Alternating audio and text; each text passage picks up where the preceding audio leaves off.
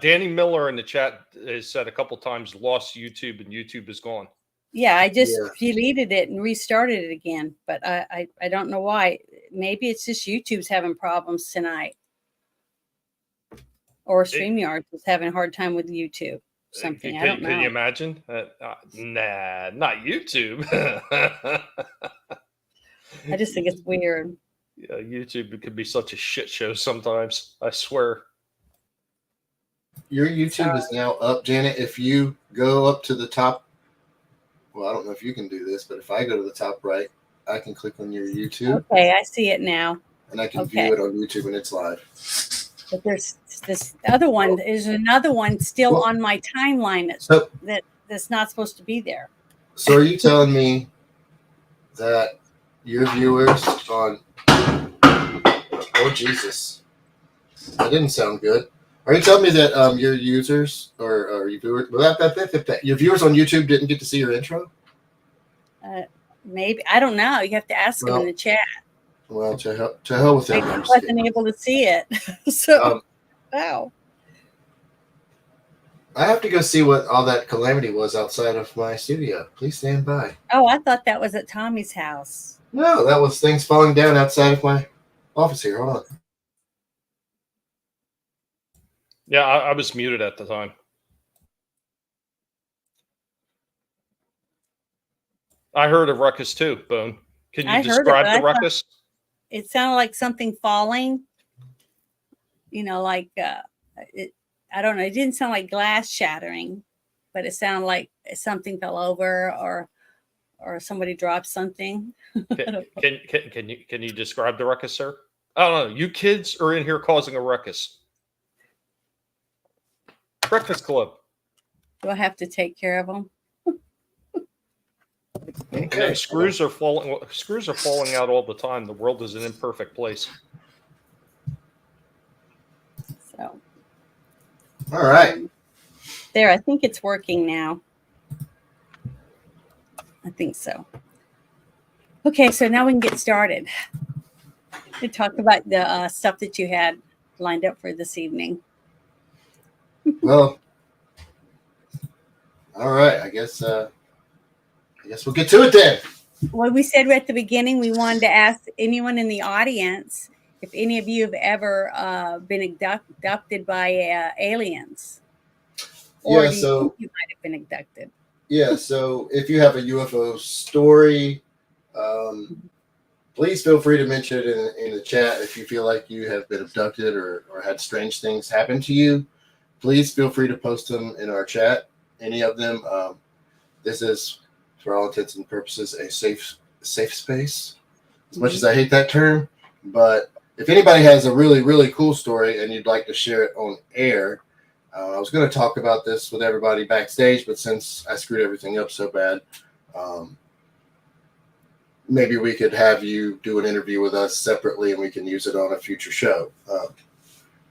Yeah, we'd love to have you join us one day if you have a story that you think is interesting and that you want to share it. And you're not, embarrassed or whatever about it. Yeah. And you don't have to go on camera. You can use an avatar. Once again, I would just like to preface it. Soy-based Jeremy, no, not an illegal alien, a space alien. We got to make sure we get this right. Yes, not Pedro. And Papa, and hold on, and Papa Cotton, strange happening to you doesn't mean the strange things that you're used to. He's talking about alien stuff. Okay, get your mind out of the gutter. Think about Transformers and have a drink on me. Yeah, Papa Cotton. He's not talking about someone dressed in a nun costume. I'm being nice and I'm not torturing everybody with having to look at my ugly face tonight. Human meat sack is just uncomfortable. Real quick, also, Bone, recheck Janet's channel. That might be the dead stream that's on there. There should be another one that's actually live. Yeah, it doesn't have my picture on it. I tried to delete it, but for some reason it's not. It's Tobat's fault. I'm sorry. I have weird stuff going on tonight. It should be called a shit show. It's Tobat's shit show. I'm sorry. Starring Janet. No, it's okay. Hey, I'm constantly doing stuff that's messed up. So No. You're way past those days. I don't feel like it. I just I haven't streamed in a month, and this month has been super busy. I know everybody's just got a lot going on with the way things are out there. But so I know everybody knows, my experiences. I've talked about them several times. I know my wife, she has some things that I'm trying to get her to come on and talk about.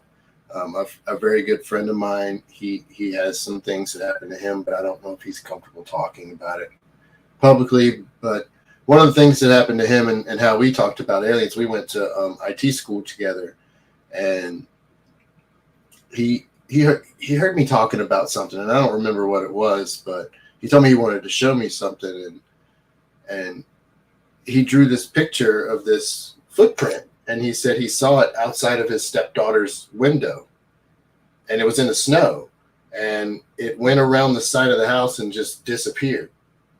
And that wasn't the first and only thing, but he kept finding these really weird footprints. And yes, you should watch the original V. That's a great show. My cousin. Oh, never mind. That was a TV series, right? Yeah, watch the 80s one. Definitely Yeah, the original one. I got lucky and I was in an FYE and I found the complete series for like $14. Yeah, you're lucky. It's corny, but it's good. But I know a lot. But my point was, a lot of people have had experiences, and I think the older you are, and maybe the younger. I don't know how it is for the younger generations, but I also don't know how much it happens to the younger generations now because it's our technology. But I don't know how easy it is to talk about. But I think it happens to more people than we think. That's my point. No, here's the problem with abductions as far as the younger generations are concerned. Have you seen what some of the younger generations look like? Jesus, they probably wouldn't even realize what happened to them. They probably just think they were at a gay pride event. I'm just saying. That's part of my point. It almost seems like when you research abductions, it was very heavy back in the 50s, 60s, 70s, and 80s, and somewhat the 90s, but then it drops off. And it almost seems like as our technology increased and our ability to like catch them on camera, catch them on film, the military as well, it seems to have fallen off, at least in the United States. I know other countries are reporting it kind of now, which makes me wonder either A, did they complete their mission here and make the source like you were saying, Tommy, or B, is our technology too good so they have to go elsewhere? It does make one wonder. What if they just have better technology now? To stealth so that you don't see them. You just see like a haze, like you see when you see the stuff coming up off of the road when it's really hot, and you see that out there. You think it's just heat or whatever. It's invisible. Mirage, yeah. Well, on one of Tolbat's earlier shows, we kind of like got into that discussion ever so briefly, and we were talking about remote viewing, where people, they see things that are happening outside of our galaxy, whatever, and seeing other races, and they get these ideas, and then they write them down in books. And you always hear about some of these people, they got all these ideas of these other worlds and everything, and then they put them in the books. Like I always said, well, what if George Lucas was remote viewing and he's seen like the aliens that are what some people say are aliens, are like the Sasquatch? What if that's where he got the idea of Wookiees from? What if the guy, when he wrote down Predator, what if that was a remote viewing and he's seen another race that had that kind of technology? Mm-hmm. Yeah. It's just something to think about. Yeah.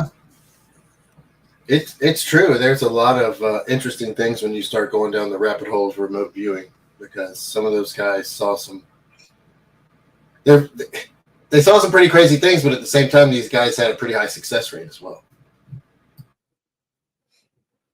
Yeah, but that TV show about, I think it's called Skinwalker Ranch. Mm-hmm. A couple of people think that there's like a I don't know, like a membrane or something, maybe not a time warp or anything, but like, I don't know what you'd call it, to be able to go through it and be in another area. It's like not kind of like a wormhole, but not really. Portal. A portal, yeah. So, like some of the things that I looked up today, like from in Arkansas, I was trying to find some phenomenon from here, and there's the only thing I could really find was the Dover Lights, and people, a lot of people think it's like Indians, spirits and things like that, and then others think it's just like something about the way the land is or something that causes these globes of like mist that glow from the moonlight or something. There's a bunch of different stories, but what if it's really alien technology and they're just going in and out of a portal? Because I watched a couple episodes of the Skinwalker Ranch, and they had a few episodes like that, and they saw on the little heat signature thing something that was going in and out of something, but they haven't figured out what it is. So, that's what I'm saying. We don't know. I just think that their technology has just gotten better at keeping us from being able to see them. I still think they're there. I still think that because I think we have lots of resources they need, minerals and water.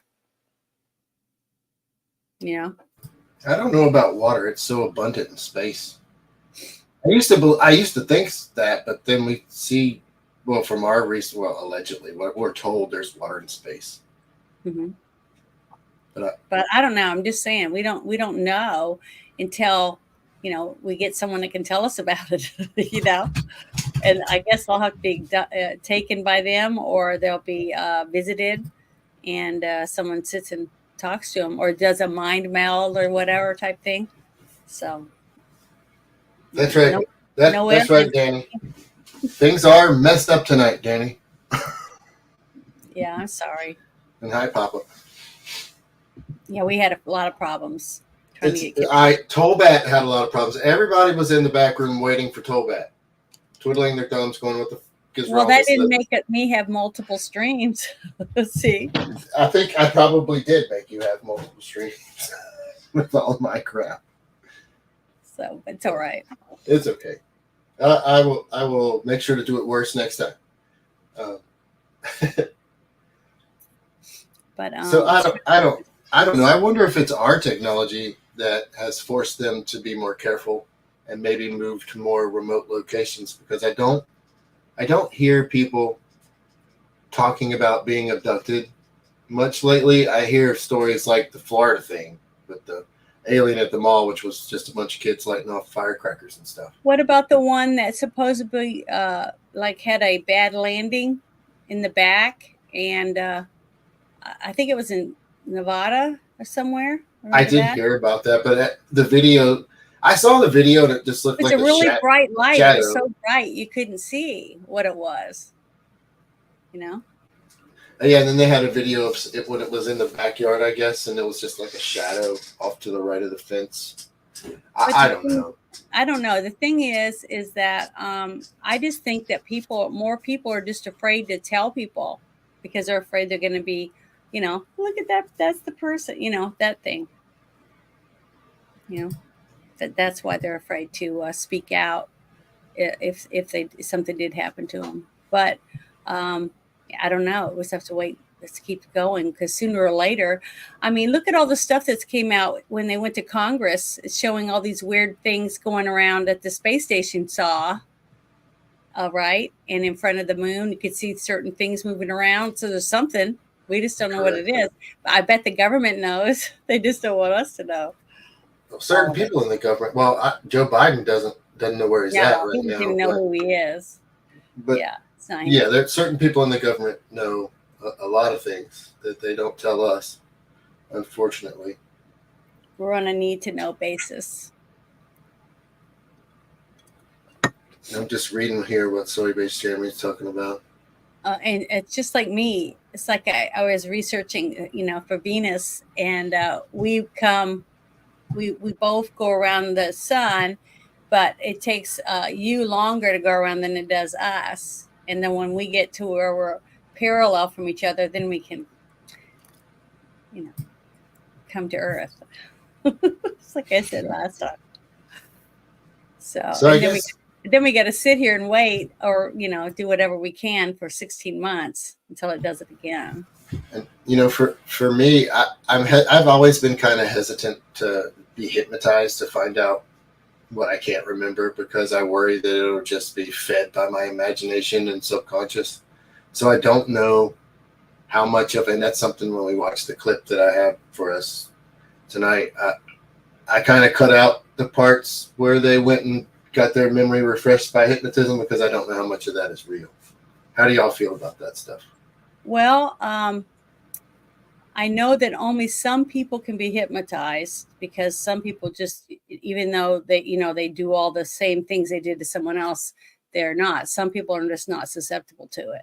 So I think it would depend if they use drugs on them during the same thing, because certain drugs can also make you easily swayed to go by the hints or whatever the person's asking you questions and putting things in there. So yeah, I would be a little more leery about anyone that was hypnotized to remember something. Yeah. Your own mind will help you get it if you just focus on it and try to remember, or draw pictures and different things like that, or some smells. You try smelling lots of different things, because sometimes that can help you have memories. That to me is a more natural way of trying to remember something than somebody trying to hypnotize you and put you in some kind of psychosis, under a psychosis to get your memories out. And do I really want to remember after this long? Probably not. Probably not. Anyway, so Janet, you previewed our clip. Let me see if I can I thought it was great. I thought you did a good job. So, where did it go? There we go. There it is. So, please feel free to stop me. Like Janet, I wanted you to have admin. I don't know if you re-accepted or not. No, I didn't, because I was afraid I was so screwed up. I didn't know what was wrong. It was me. Anyway, I don't know why StreamYard's being a butthole, but it is. So was on the phone. Put this up here. So yeah, this starts out with Betty and Barney Davis, which we touched on last time, but this is some of what happened in their own words, which I think is important. I don't feel like these two people would have wanted to draw more attention to themselves at the time, because they were an interracial couple at a time where that wasn't popular at all. So I'm not sure that how this could have made their lives any easier. And anyway, I'm gonna start the clip, and Janet or Tommy, just speak up if you want me to pause it. But this has no strikes, so we should be good if we play it all the way through. Yep. Okay, go for it. My mother was on the phone with my Aunt Betty, and I heard my mother's side of the conversation. When my mother hung up the phone, she told me that Betty and Barney had seen a flying saucer up close the night before. They were concerned that they might have been contaminated. When we, traveling south on Route 3, arrived in an area called Lancaster, New Hampshire, Betty called my attention to an object or a star that she had been watching. As I was watching, this star seemed to be getting larger and brighter. And as we rode along, I kept watching it, and then all of a sudden, I noticed that it had started to move. And we decided to stop, get out of the couch, and take a look at it. I told her that it was probably a satellite. Nothing to get alarmed about. She then passed the binoculars to me and said, well, you must really look at this satellite, because it's not behaving as we would expect a satellite to behave like. And surprisingly, this, what I thought was a satellite, began coming in my direction at a very rapid rate of speed. Well, this caused me to become quite alarmed. And You see, this part of their story just feels so similar to mine. When we were just riding down the road, and I just saw something above the car. It's just crazy. Yeah, because see, the thing is that I really believe that it's going to be in a not real busy area, and they're trying to do it because it's very quiet. Most people don't hear anything. They just happen to see a light of some form, and so it's. I don't think they're doing it particularly just to bring attention to themselves. I think they're trying to be as stealthy as they can, and until they find what they're looking for or think they want or interested, that's when they will make themselves known. At least that's what I feel, because that's how my experience went. I really believe that. Like what I said, when my experience as a little girl, yeah, I'll never forget it. It's exactly the same story I tell every time. They didn't want us to see what they looked like, because that's why they had the shimmery lights on. It was just a black form with a shimmery light aura around it. And I don't know if it was because it was a suit they were wearing or what, but it was a shape of a human. I mean, it looked like a human head, but they were really tall. But I was a kid, so but their head was right up the door frame. So. And you're right about this couple.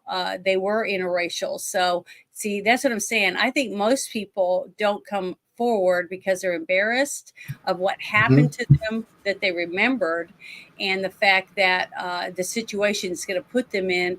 If people make fun of them, they could lose their job. I mean, there's so many different things that could happen, just like rape victims. Most rape victims, like only 20% of rape victims even come forward.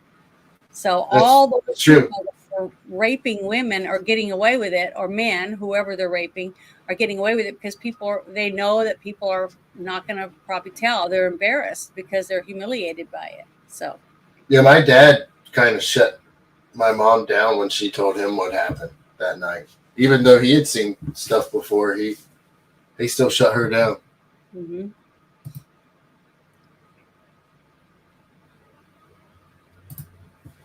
So anyway, continuing. I told my wife, well, apparently it is not a satellite, it must be a passenger plane, and they obviously are looking at us, and I felt uncomfortable to see this, what I thought was a plane, come in our direction. So I returned to the car, and so did she, and we drove down the highway. Privately, he knew that this was unusual, but he said to Betty, "Oh, it's just a Piper Cub or a commercial airliner. Don't even think about that." Well, from this point, I was getting quite frightened because of this, and I thought it must have been military pilots. They could obviously see us on the ground with the lights of the car on. I thought they were playing a game with us out there. They followed us for approximately 30 miles. And then in an area called Indian Head, it left the top of the mountain, came out over the highway, and stopped midair on the highway right in front of us. September 19, 1961. So it's going to kind of recap a little bit, but this is her. She goes a little bit more in depth. But then I stop it and it switches to a different one. Does anybody have anything to say before I move on? Not yet. I think Tommy fell asleep stroking a guinea pig. Yep, he's gone. Bonnie and I'm driving home from Montreal. Saw a strange light in the sky, which changed direction, came in, started following us. In an area known as Indian Head, it came out over the highway, stopped in midair, and Bonnie got out with the binoculars in an attempt to identify this craft. You know, the old-fashioned straw hats that men used to wear, the flat crown and the brim, that's what it was shaped like. And then along one side, it had a big, big picture window. And it had dividers in it. And as he's looking up at it, and he could see people standing in the windows looking down at him, and the craft began to descend, and he had the feeling they were trying to kidnap him. He ran back to the car, We went speeding down the highway to avoid capture, and then later they were standing in the middle of the road blocking our way. This is what we saw when the car motor stalled out. I see. And they're separating and coming up towards us.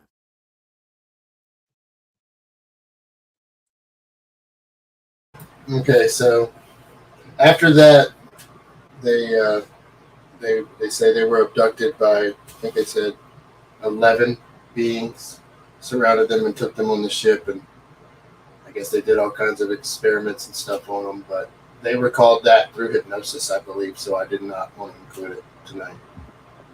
Well, I'm not saying that if anyone was hypnotized to help them remember something, I'm not going to say that all of it would be fake, because I think it's going to be bits and pieces of what they remember mixed with maybe things that the person that was hypnotizing them. So it would be up to the people or whoever's watching what's going on with this person to see, to feel what's it true out and what's not.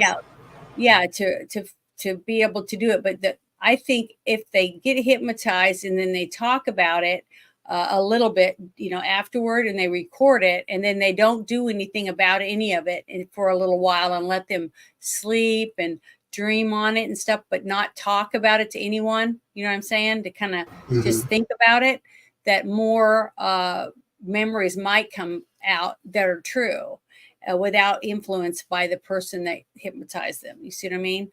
So I think it would be better if they let their own body bring it back out, because that way, when you re-interview them, let's say like a year later, without being hypnotized, and see how similar the two videos are, that would be interesting. So, experiment, I feel. It would be.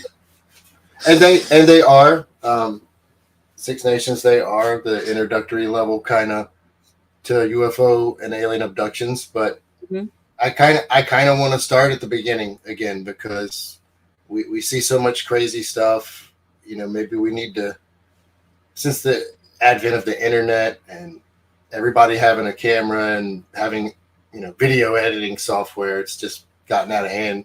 I think it's good to return to the stuff that before what do you that. think about all the stuff that was brought out to Congress when we had military people talking to them, answering questions about things that have come up from the past? And some of it was really interesting, and they had photographs and all kinds of stuff. So to me, like my dad always told me, he said that we have been lots of things from crash sites, and that he says he even thinks that, he doesn't know personally because he said he didn't do it, but he thinks that our governments around the world, different governments, have been contacted by aliens, and that they've gotten technology from them. And like he told me, he used specifically that they had GPS in World War One.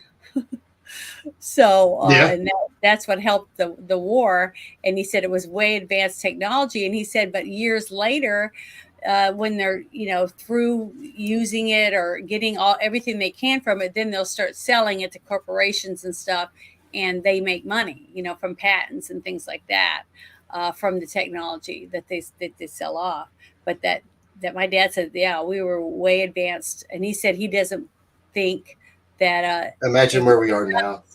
Yeah, but he doesn't think it's just us. He thinks like Russia and China and some of these other countries also have technology that we probably don't know about, that they might. Nobody wants to show their hand and admit they have it, because then they know where to look.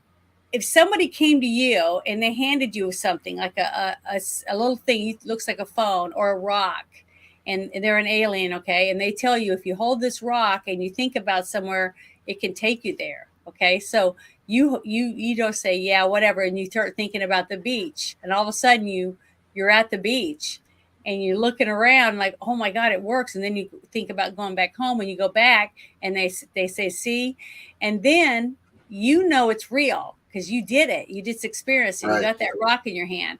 Now you're looking around at all the other people. What do they have? You see? So it puts fear into you that we got to, keep our tempers low because we don't know what they have. If I have this and I can do this, what can they do? See?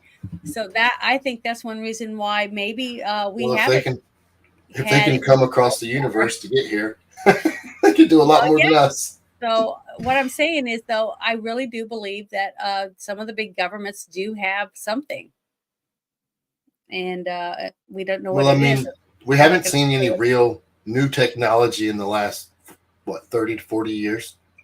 No, That I we mean, know really. of.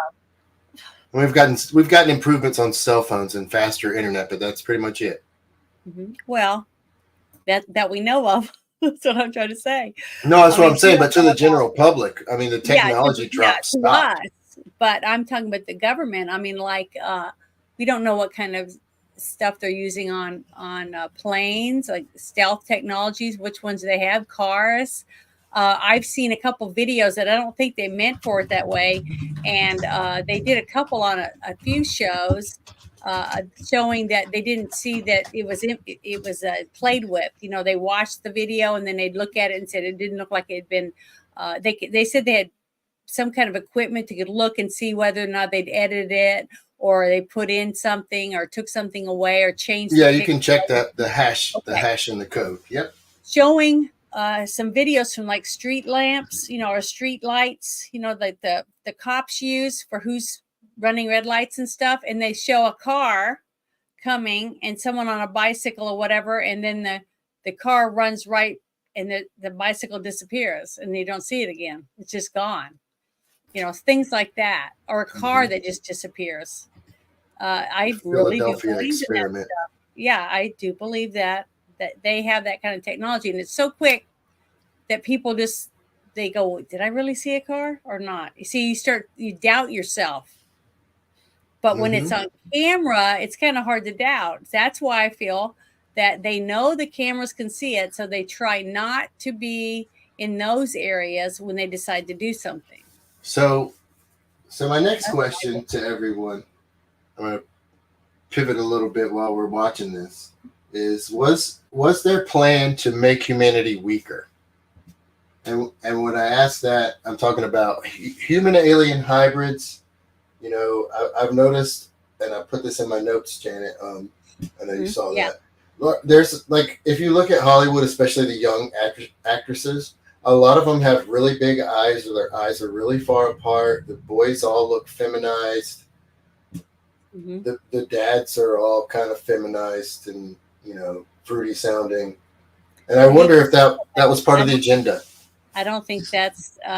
I don't think that has anything to do with the aliens. I do, and I'm gonna. I really don't. I really don't. The reason why is because if the aliens find us useful, okay, they're coming here and they're taking certain things. Maybe they're wanting, brides or men or whatever it is that they're looking for, DNA.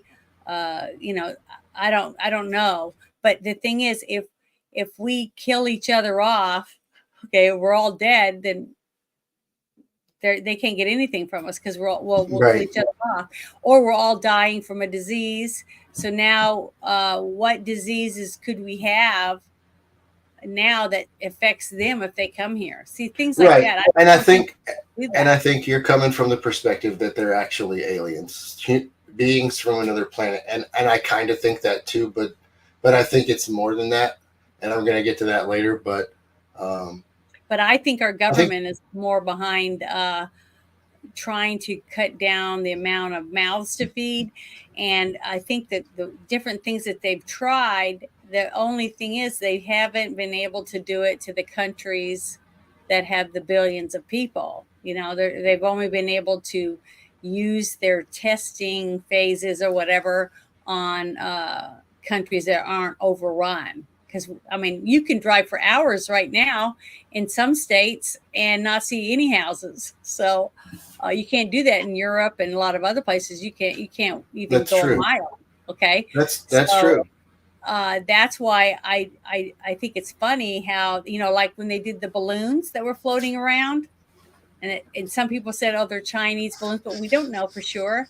I think our own government did it to see how we would react by something that might have a bioweapon on it, and they fly it over our cattle or whatever and drop whatever it is that they want to infect the cattle with. No, they've done that before. Well, I know, but they've done it to people. We didn't do anything. We just kind of looked at it and went, oh, you just like, I don't know. I just think that people are getting so complacent with things that they're not in awe of anything anymore or shocked by anything. And I think that's part of the government's programming too, is to desensitize us to everything. I mean, if you see a naked man walking down the road, you just keep walking. People are getting to where they don't give a crap. I don't know about you, but if I see a naked man, I'm going to look. I'm just kidding. But you know what I mean. That's what I really believe that. And I don't think it's aliens doing that part of it. I don't think the aliens are coming here to actually, if they wanted to get rid of us, okay, this is why. If aliens wanted to get rid of us, okay, why would they if they're take aliens that stuff? If aliens, real aliens that I do believe in, came to this planet and they were able to fly all the way here from wherever or teleport or whatever it is, why would they do that just to abduct a few people and leave? Okay. If they were coming here and they wanted our planet, they'd just wipe us out. Just like that. They got the technology to get here. They would just get rid of us. I believe, like, I know you've seen my notes, so I know you know where I'm eventually going to go with this, but at the same time, I do believe that they are aliens, but I believe something else about them too that kind of changes my entire perspective of them. I don't think that they're just beings from another planet exploring. I think that that those could possibly exist, but they will intentionally not interact with us. And I think here's what I think about it.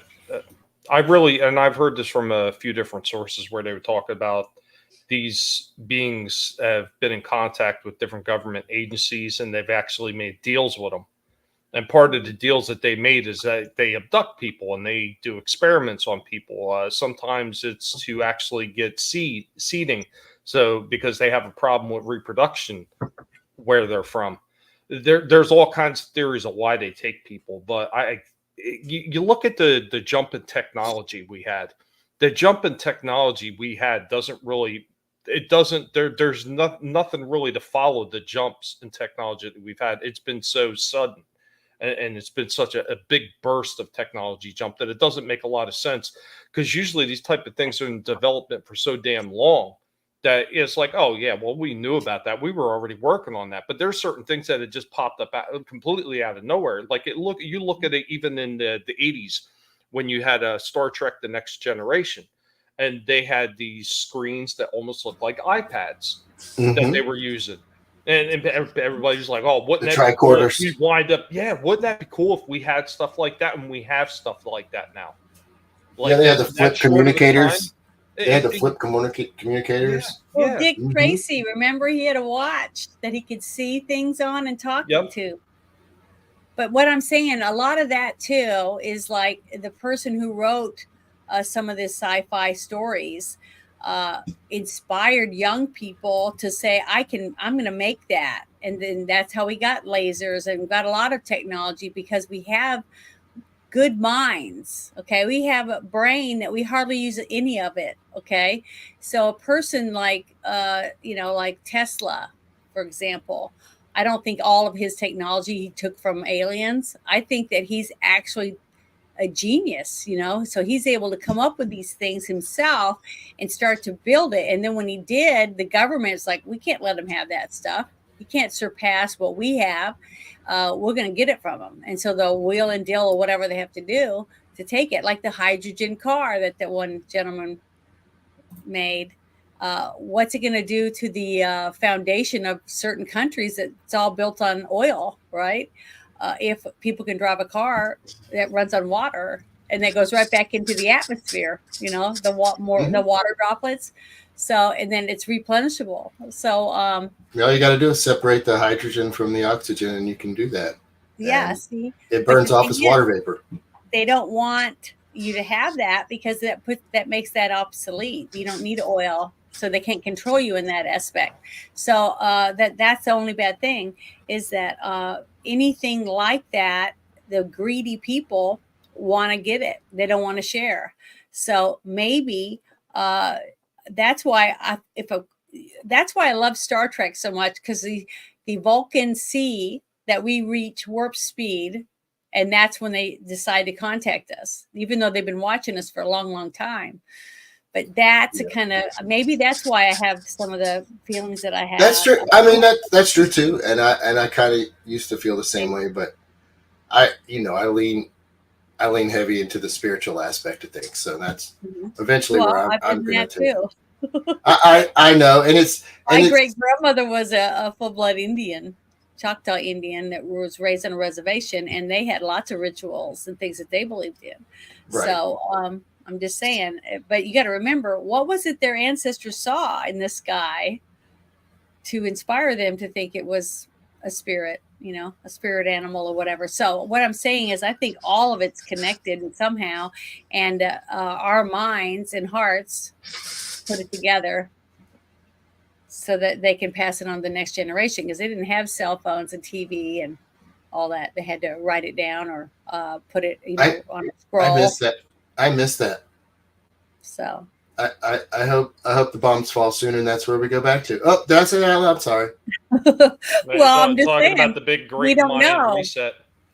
Yeah, we don't know for sure, but the thing is, that's one reason why I really feel it. Enjoy your summer. Aliens. I feel like I'm being pushed to leave where I was, because I felt I wasn't safe anymore. I didn't feel like it was a good place for me to be. So I left and came to the country.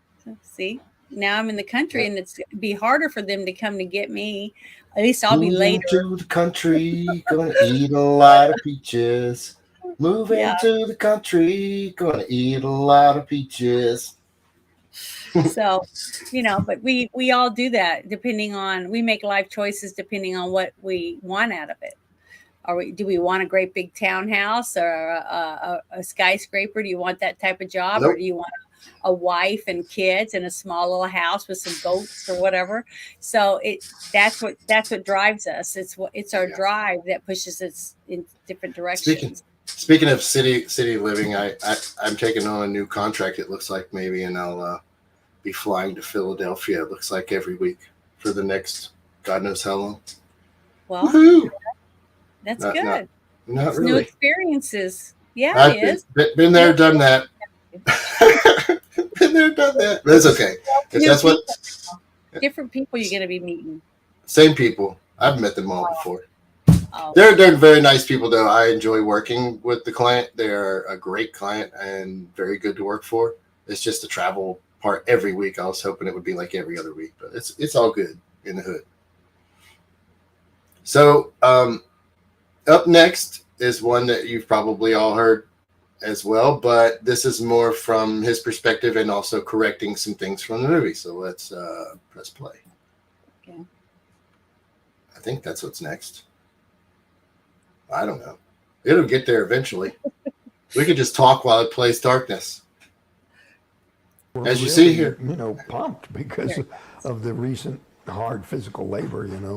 We in the movie it made it look like we were. This is Travis Walton, and he's talking about in the movie when Fire in the Sky, when they were done cutting wood for the day, it showed them as being super tired and falling asleep. And he said, we had just cut wood all day, and we had just done physical labor and had just stopped. And he goes, if you've ever done physical labor and you stop, you're wide awake. You're physically tired, but you're not sleepy. You're not just going to just fall asleep after doing a bunch of work. That's what he's talking about here. Drowsy or something, but we hadn't been driving very long. We were wide awake. So at the point where you first saw the craft, you were heading home for the day, right? Right. So how did it appear in the sky? What was the first thing that you saw? Well, it was just a glow at first. It wasn't like, oh my God, what's that? It was like, I wonder what that is. It's a light. Maybe some hunters camped over there, And the closer we got, the more, it can't be a campsite because it's coming from higher than where the crest of the ridge. You can estimate, even though you can't see it, the trees are too thick, you can see that the slope of the ground is, the light's from higher than where the ground level would be. So that wasn't adding up. I wonder what that could be, you know? And one by one, the other crew members were, you know, noticing and trying to figure out what it was. But it wasn't anything real exciting at first. It was just a curiosity. Yeah. What colors were the lights? Well, it was just it was a glow. The whole surface was glowing. It was broken up with darker areas, kind of a metallic. But it just kind of lit up the whole area and made everything look kind of real weird. It's kind of a very odd kind of a light. And how big would you say the craft itself was? It's probably 40 feet or less. Okay. So I guess at some point, one of the members of the crew said that was a flying saucer? Yeah, just as soon as we had a clear view of it, the guy in the back yells out, "It's a flying saucer or UFO," something like that. Throwing open the door and jumping out, thinking it was going to take off before I got going very far. But it didn't.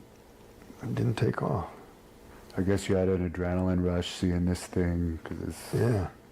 And, you know, so they immediately started saying, "Get back in here," you know, telling me get away from there.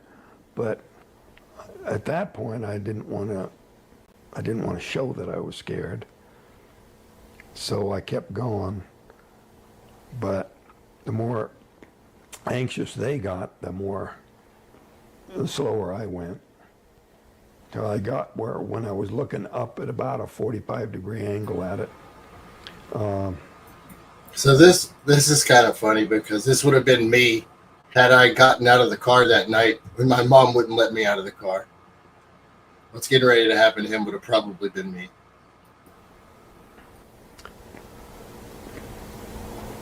It suddenly got louder and started to move. And it was just kind of a reflex. Instead of just running at that point, I just ducked down behind a log there. And then they were really screaming at me to get back in the truck. And so I decided to run back to the truck. But when I stood up, I just felt this numbing shock go through my body. It was quite a bit like I touched high voltage or something. But they said it just picked me up and threw me like 15, 20 feet. And John said it was like a sack of meat hit the ground, like there wasn't a bone in my body. And Steve yelled out, "It got him." And then Mike said, "Well, look, if anybody doesn't want to go back, they can just wait here, and we'll pick you up on our way back." So basically, I skipped some parts there.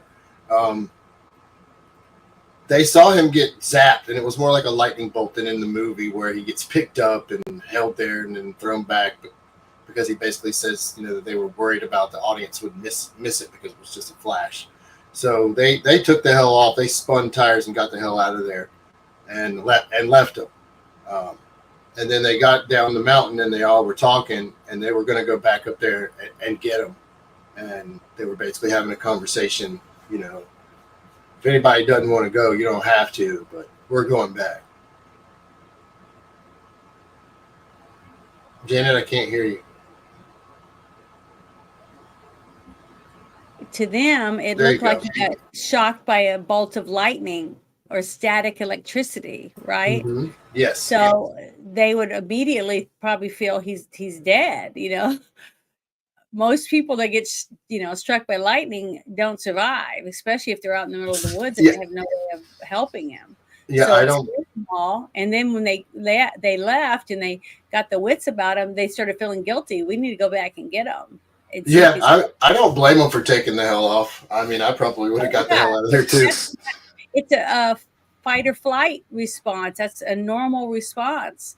And so when they went back to get him, because they felt like, oh, we got to go back. We can't. We've got to just tough it out and go get him. Yep. Mm-hmm. And they went back, and if you watch the movie, you'll hear the rest of the story. He wasn't there. Yep. And we talked about it some last time, where he woke up on the ship and all that fun stuff. But see, if they were to tell the story when they went back and they couldn't find him, they couldn't even find his body or anything, a lot of people would say, well, a bear probably got him. If there's a body laying out there, a bear or some wolves or, so it's easier for people to just dismiss it, you see, because he came back several days later. Yeah. But the thing is, when you first tell the people, the ones that didn't see it and they weren't involved, the first thing they're going to think is if there's a body, a deer or whatever laying in the woods, it's not going to stay there. If a bear finds it's going to drag it off someplace. See? That's right. So it's easy for other people to just dismiss it. And that's hard for the people that did see it and, knows that they're never going to forget what they saw ever, as long as they live. Yeah. Yep, it definitely sticks with you when something like this happens. That's for sure. Mm-hmm. All right, so let's see what's left of this. But nobody volunteered to get out of the truck and wait outside the truck in the dark. So they all went back together. Now in the movie, the hit was different too, right? When you were zapped, they didn't show that very well in the movie. Right, it was a single blast. So when they headed back, they saw the craft taking off towards the northeast. And so Kenny said he wasn't so scared that it would come back as what my body was going to look like. Was going to be all charred, burned up.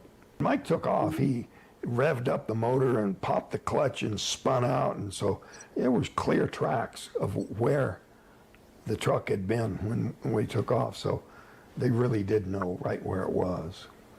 I see.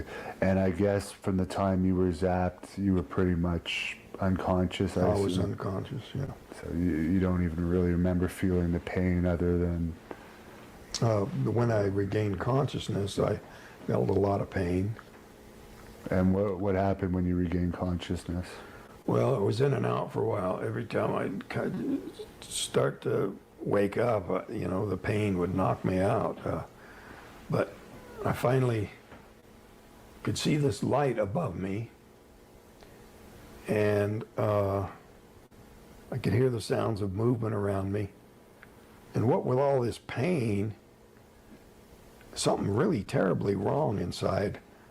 I thought maybe I'd been injured and that the crew had taken me to a hospital. Mm-hmm. So I thought this sounds of movement around me were doctors. So you could look at it one of two ways, that, the ship accidentally arced when they moved on his body, and then they realized his friends left him and they came back and saved him, or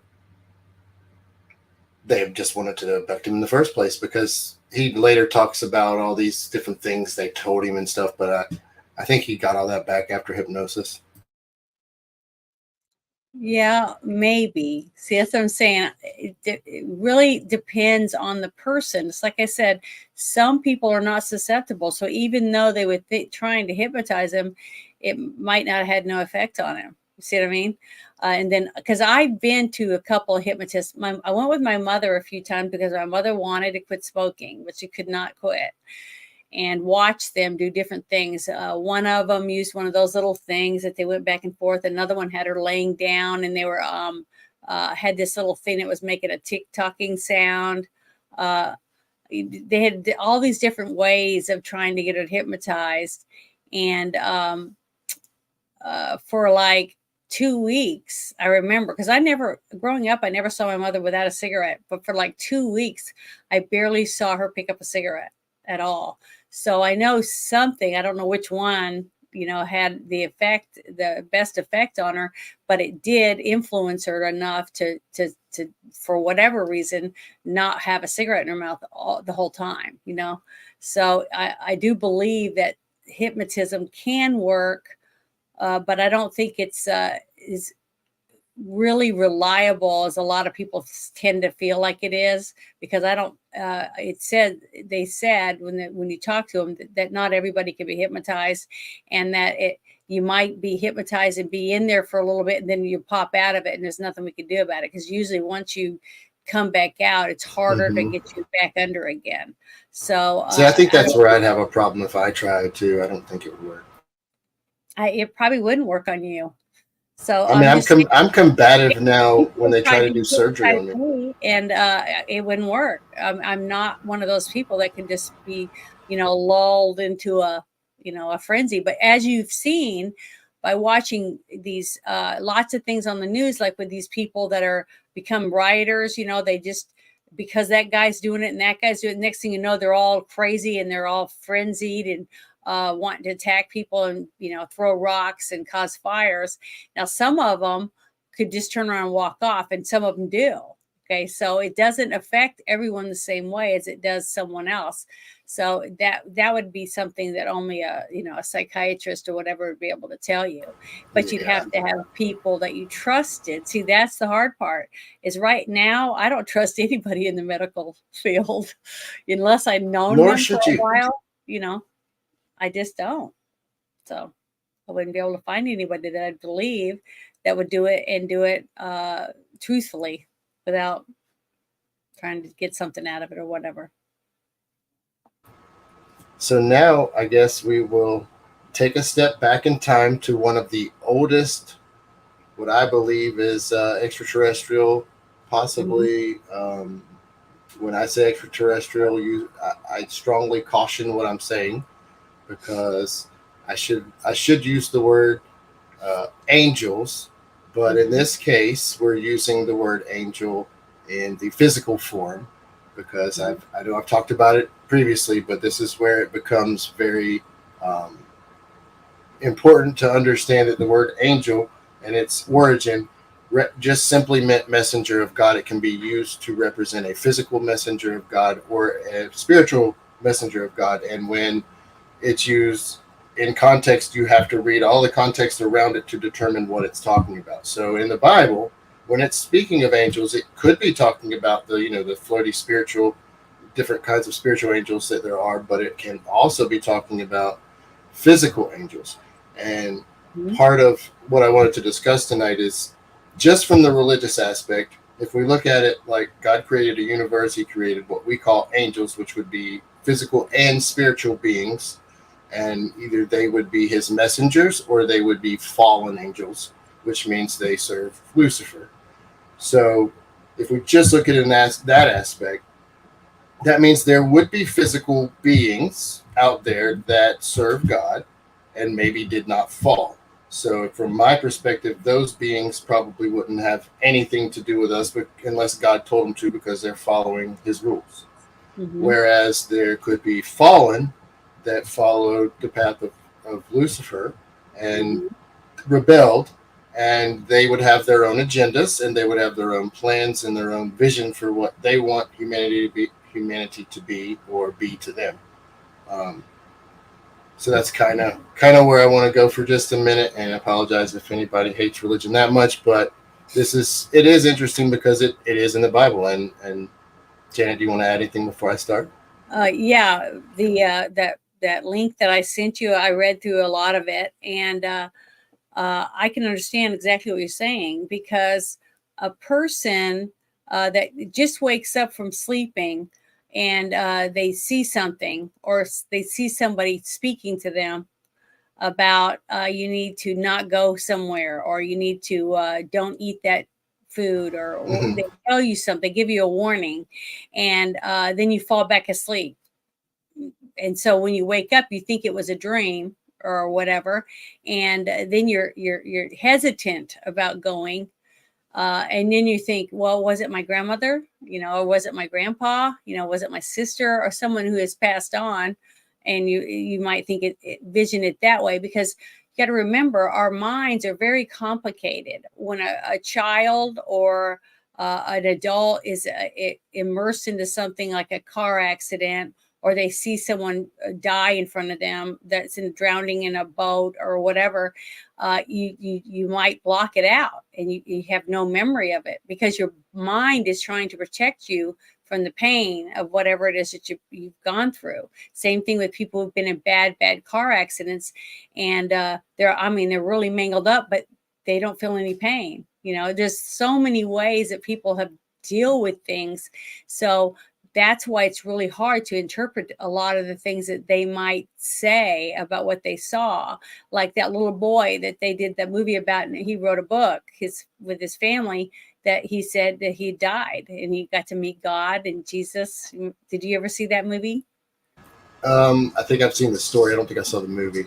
Okay, well, the thing is that our minds are very powerful. And that's why I do believe in a lot of people that are able to heal themselves. I'm not saying that they can make all their burns go away or things like that. I'm talking about with cancer, things like that, that's all cellular inside their body. Mm-hmm. A lot of people are able to do that because of their faith. It's or being able to quit smoking or stop drinking or doing drugs, simply because you have so much faith in yourself and whatever your higher being is, that you're able to do it. You're able to accomplish it because you can focus that way. Just the same thing as hypnotism, right? Because if you're telling yourself every day, I can do this, and you get up and you eat right and you exercise and you start doing all these, you're changing your lifestyle, you're changing your thought process. It's the same thing as hypnotizing. But see, you're hypnotizing yourself into doing certain things and changing your life. And another person thinks, oh, well, I can't do that. I'm going to take a pill and that's going to help me. And another person thinks, I'm going to go to a hypnotist. That's going to help me. You see? Well, I would say absorbs information differently. I would say, Janet, it's definitely for some people it's faith, and for other people it's just a strong will. Because I know me myself, there's a lot of things that I'm very just strong-willed about, and you could sit there and try to, and like, for example, like these idiots when they try to browbeat you on Twitter and say, well, you need to see it this way. Yeah, no, I know better, and I can actually see things for what they really are. I don't need to listen to your opinion to be able to make up my own mind. I will do things my way, and if you don't like it, too bad.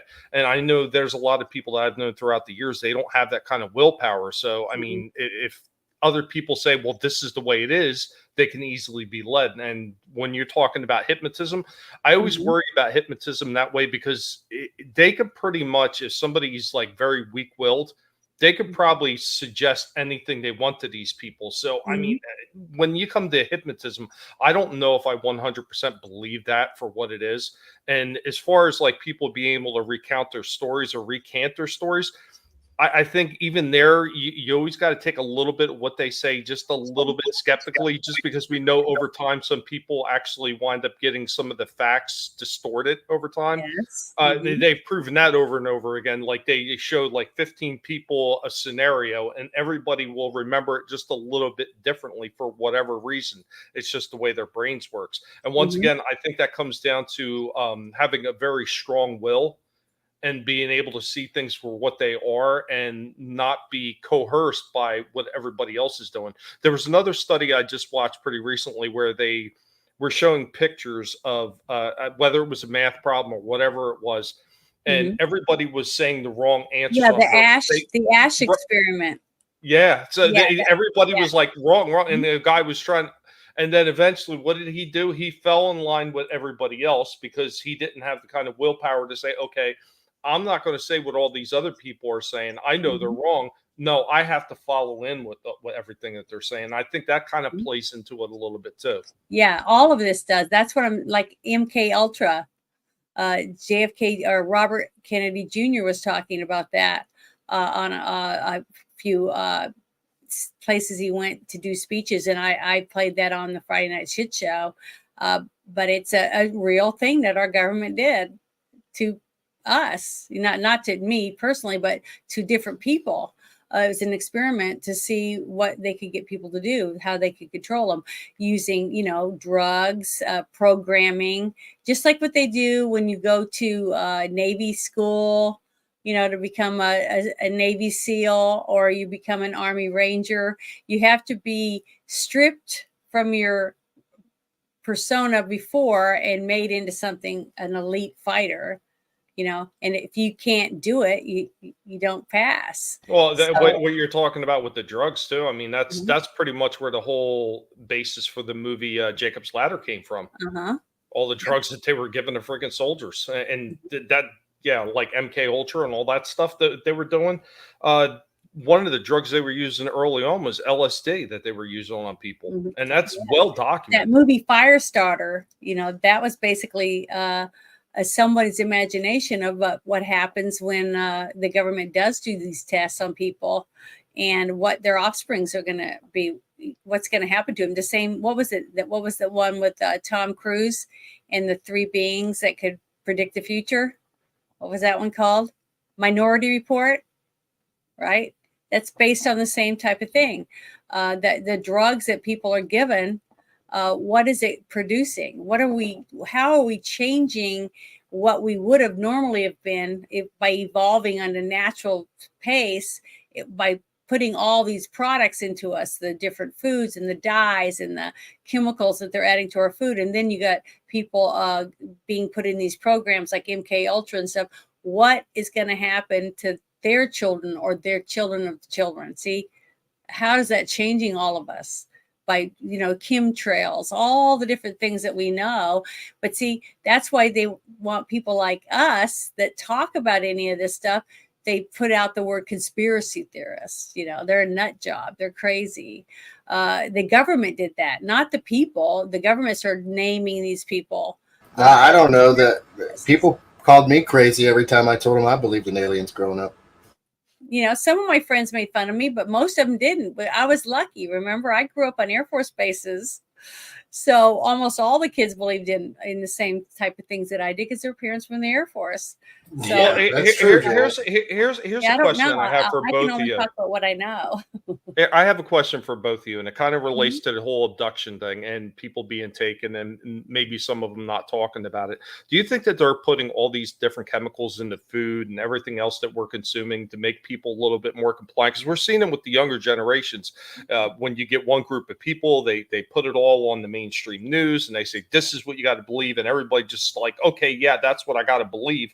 And then they get this like almost cult mindset and they just got to follow along what everybody else is doing. Do you think they're doing that to actually make people a little bit more compliant for, say, Well, these aliens that are abducting people so they're yeah. less likely to fight back? If you give a child a brand new toy every week, okay, say for 1 month, okay, for 4 weeks, you're giving this child, letting it pick one toy out every week. So now the 5th week comes and they're ready to go to the store. And you go shopping and you say, no, you can't have it. What's going to happen? What's that kid going to do? They're going to throw a fit. They're going to have a tantrum. I want my toy. I want my toy. But if you do that with grown-ups and you just say they go in, they hurt their arm or they have a skin rash and the doctor says, well, take this medicine, and they take it and they take it, even if they don't need it. It's a placebo. They make you think you need it. And then when you take it from them, they get pissed off and they riot and they tear things up because they're not getting what they were getting for nothing. Now you're taking it from them. See, that's the government's way of being able to control people. You get them on Social Security, you get them on food stamps or whatever else programs that you can get them on. Social Security disability, she means. Yeah, any of this stuff, any of those things. I don't know. I'm not on any of that. Well, so we pay into Social Security, so that's them stealing our money. Yeah, well, all I can do is talk about what I've experienced myself, because if I just go by whatever everybody's saying, then I'm no different than them. I can only go by what I know myself. Like my mother had high blood pressure, okay, but her cousin, okay, was on disability, and I was like, well, why? She looks normal to me, and she said, well, she has high blood pressure, and I go, but so do you. And she goes, well, she applied to get disability for her high blood pressure. I chose not to. I want to work. So I just looked at that as, wow, that's not a very good thing if people can just take money and sit at home. Yeah, that's abusing the system. Yeah, but that's what I'm saying. it also goes the complete opposite way because you know I wound up on disability just because Well, I yeah, but physically, if you but need it, you can get it. yeah, but I physically couldn't work anymore, Hmm. and because And I have well, friends I that mean have that. you guys know how bad my back gets. Hmm. You know I've told you about it. It gets so bad that I literally can't stand up properly sometimes. So I mean I can't work like that. But Maybe you I'd know work for a couple people, weeks and then Tommy. I'd be out for a month. But like you're You know what saying, I'm like some of talking these about, though. people. Yeah, but I'm saying People you're that saying do like how that some of are these taking people. from you. Yeah, but See, I'm that's saying some of wrong. these. What you're saying is some of these people are getting it for absolutely the stupidest things in the world. I Hmm. had to fight for years to get mine. They Yeah, I didn't have want a to give it friend to that had me. heart problems, and it took him 5 years of going to tests and studies and driving, 4 hours to go to doctors, all out of his own pocket, just to finally prove that he couldn't hardly do anything. He'd walk for a little while, and he'd have to sit down, and he didn't know what was I wrong. And They he still finally get got me. They still get me every few years, Janet. Like every few years, they want to freaking sequester me and try to take my disability away from me. Like, it. yeah, okay. My condition is actually called degenerate, so it keeps degenerating. It's not getting better, and Yeah. And that's they sad. still put me under the microscope every like 3 years and try to take it away. But yeah, I'm a smart pig. They're not fooling me, and I know how to get around their bullshit. But yeah, it's just Yeah, nonsense. it's a But that's nightmare what for I'm some talking people about. and It's really the easy for others. It's it's the sad. habit you get into. You get into a habit of something, and the government wants to put you into that mold to where you're accustomed to having that, and now we're going to take it from you to see how you react. Just like you put a rat into a cage in a maze, and you want to see, whether the rats are going to fight each other to the death because there's only one piece of cheese in there. See, things like that. And I That's do about to believe happen. that I think our government does that already. I think they What's about they to happen? use us like lab rats. The whole thing with the shots, they tell you have to get it or you're going to lose your job. If it's a Hmm. real vaccine, nobody would be forcing you because people would be lining up for like polio vaccine, things like that. People did do it, but this one was different because when they tell you have to get it, it makes more people like us say, that's suspicious that they're trying to force me to do this. Why? You know, because just like you said, we're not going to be compliant because when someone tries to push you in a corner, you start thinking twice about why are they doing this? You see, start having doubts.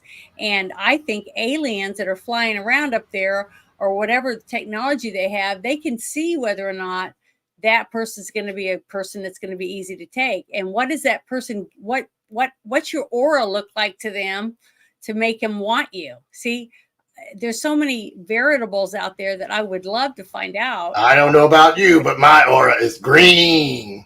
So I'm just saying, I think that's how they choose their victims when they do take them. Well, thanks a lot, Janet. I appreciate it. Because there's something good about them. There's something different about Oh, you. there's nothing good about Tobat, Janet. Oh, I think there is. Oh, I bet your I'm wife. gonna vomit now. Well, Sorry. here's another thing about abductions. I mean, it's not really talked about quite as often anymore. But I mean, it's not just people that have gone missing. It's been all kinds of different cattle and all kinds of different animals across the landscape. Like, Mhm. what exactly are they looking for that's on this Yeah. planet? And Maybe that's a they're good question taking bits because, and pieces to make their own animals. Janet has a more positive outlook on them. But, Mhm. my mom and my sister both have severe health problems. Mhm. And it all started after that. Mhm. Yeah, but that's what I'm saying. I've never been in that situation. I told you about my experience that I Right. remember, and whatever reason why, whether it was her brother, I think it was her brother, I really do, that they didn't know that they were there. And then when they heard them, they ran down the stairs and left the door open and everything because we might not even be here. I might never have gotten home after something like that. So I just feel lucky, just like what you said. Your mother wouldn't let you out of the car. And so basically your mother probably saved you from we don't know what, but she loved you enough to say, no, you're not doing it. you know? So that's how you have to look at it. Cause I think my mother would have, stood between me and whatever dangers was there. It's like I would do with my children. That's just what we do. And when you love someone, you don't want to see any harm come to them. So, Yeah. you know, But then she left me on the porch while my sister and her went inside, and it was hovering outside. You know, we're gonna go get a camera. Yeah, oh, that's okay. They were out of it. They were acting weird when we pulled in the driveway because, like I said, we don't remember going down the road at all. Just we were pulling in the driveway, and it was not a long road, but still, we should. So she wasn't herself completely then. No, I don't blame her. I'm just being silly. I wouldn't have let my kids out of the car either. Although she's lucky I wasn't in the front seat. I'd have been out the door. And I'd have been Travis Walton across the field, I guess. But well, that's what happens with adventurous children and young people, you know, because when you're young, you believe you're invincible, that you can just about do anything. That's why you see these young people wakeboarding and skateboarding and doing all these flips and trips and stuff when they're skiing. All these things, jumping. Oh, come on, Janet, live a little. Hey, I bungee jumped off of a crane. Not me. You're braver than me. Nope. But what I'm saying is, it's all in our brain. It's how we're wired and what we're willing to, what adrenaline rushes that we're willing to take. Because there's a lot of people that never want to do any of those things. You want to see Tobat skydive? The engines better be on fire. Then I'll jump out of the plane. Real quick, soy-based. The zoo hypothesis. Yeah, I had to look it up, and then okay, I remember that. And they actually touched on that in Star Trek. There was an episode where because the Prime Directive doesn't allow the Federation to interact with planets and civilizations that are underdeveloped and don't have the technology for warp and everything like that, and they would just sit there and watch them. I can't remember if they did it in the movie, in one of the movies, the Next Generation movies. But they basically had a post set up where they were just watching this whole civilization develop, not realizing that they were already more advanced than they thought they were. They just decided to live in a more simple manner. Yeah, because it's easier for the mind. But yeah, basically the same thing. Like zookeepers watching animals in a zoo. Yeah. Yeah, it's a happier existence to live simpler. This existence that we're trying to live for the last 25 years is unsustainable. Yeah, and you think about it too. The people in the cities that like the big city life, they look at people like me that's moved to the country life. I'm a hillbilly, so I'm not smart. They look at you as not very smart because you wanted to leave the environment. What was that movie with they were hiding in the woods, and it was a M. Night Shyamalan movie, and the one girl has to leave to go get medicine because they're worried someone's going to die, and the whole thing was a setup. They set up the whole thing just so they could live without that out there inside these walls and keep protected, and they were simple. I'm just thinking of the wrong movie right now. I just can't remember the name of it. Six Nations says The Village. Yeah, The Village. That was it. But so, there's a lot of people a lot of people watching was thinking, oh, look at those. They're crazy nuts. Oh, that's right. I do remember that show. Okay, but they weren't crazy. Each of the elders of the village had went through a traumatic experience in the city, and they wanted to bring their families away from that and start fresh, where they grow their own food and they teach their children at home and, had this simple life. Is that the one where they snuck through the wall and ended up on the interstate or something? Yeah, it was a blind girl. She was blind. That's where they sent her so she wouldn't see what was out there, the horrors of monsters and stuff. And they all believed that, see? So it was a really good. There are monsters, just not the ones they told them about. Yeah, just not the ones that they thought in their mind what they were going to look like. Sharks, land sharks. I'm gonna have to pivot the conversation back to where I started because I'm going to reset up the video we're about to watch. So going back, I'm going to propose to you, based on what I said about angels and fallen angels and all that. That in this instance, Ezekiel in the Bible. If you've never read that part of the Bible, you're going to hear a portion of it. And see wheel within a wheel. That is correct, sir. And he's also was taken up by these beings. So I I would submit to you that these would be angels of the physical kind, but not fallen. So these would be the ones that represent God, and he uses them for this purpose. That's what I think. But here we go. Maybe it'll start. I looked, and I saw a windstorm coming out of the north, an immense cloud, with flashing lightning and surrounded by brilliant light. The center of the fire looked like glowing metal, and in the fire was what looked like 4 living creatures. In appearance, their form was human, but each of them had 4 faces and 4 wings. Their legs were straight. Their feet were like those of a calf and gleamed like burnished bronze. Under their wings on their 4 sides, they had human hands. All 4 of them had faces and wings, and the wings of one touched the wings of another. Each one went straight ahead. They did not turn as they moved. As I looked at the living creatures, I saw a wheel on the ground beside each creature with its 4 faces.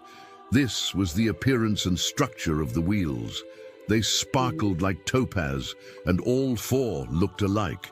Each appeared to be made like a wheel intersecting a wheel. As they moved, they would go in any one of the 4 directions the creatures faced. The wheels did not change direction as the creatures went. Their rims were high and awesome, and all 4 rims were full of eyes all around. Spread out above the heads of the living creatures was what looked something like a vault, sparkling like crystal, and awesome. Over the heads of the living creatures, there was the likeness of an expanse, shining like awe-inspiring crystal, spread out above their heads. And under the expanse, their wings were stretched out straight, one toward another, and each creature had 2 wings covering its body. And when they went, I heard the sound of their wings like the sound of many waters, like the sound of the Almighty, a sound of tumult like the sound of an army. When they stood still, they let down their wings. And there came a voice from above the expanse over their heads. When they stood still, they let down their wings. And above the expanse over their heads there was the likeness of a throne, in appearance like sapphire, and seated above the likeness of a throne was a likeness with a human appearance. And upward from what had the appearance of his waist, I saw, as it were, gleaming metal, like the appearance of fire, enclosed all around. And downward from what had the appearance of his waist, I saw, as it were, the appearance of fire, and there was brightness around him, like the appearance of the bow that is in the cloud on the day of rain.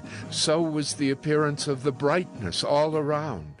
Such was the appearance of the likeness of the glory of the Lord. And when I saw it, I fell on my face, and I heard the voice of one speaking. So that's what I think is pretty much a biblical UFO, as far as good, unfallen beings working for God. Crickets.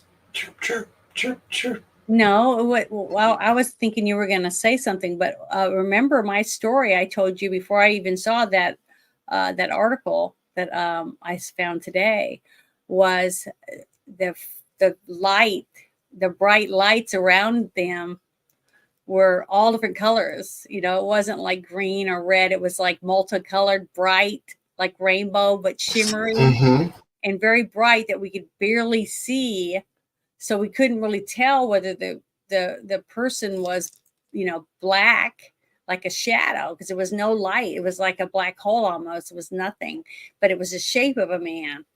So, but it was rainbow colors, and we could see it outside, and then it came in, you know. So I didn't see a ship. I just saw lights, beautiful rainbow colors of all colors. It was really bright. It was almost like the sun, you know. It hurt. We had to squint our eyes just to look, and we were screaming because the dog was barking and barking, and it ran upstairs. It was barking through the open door.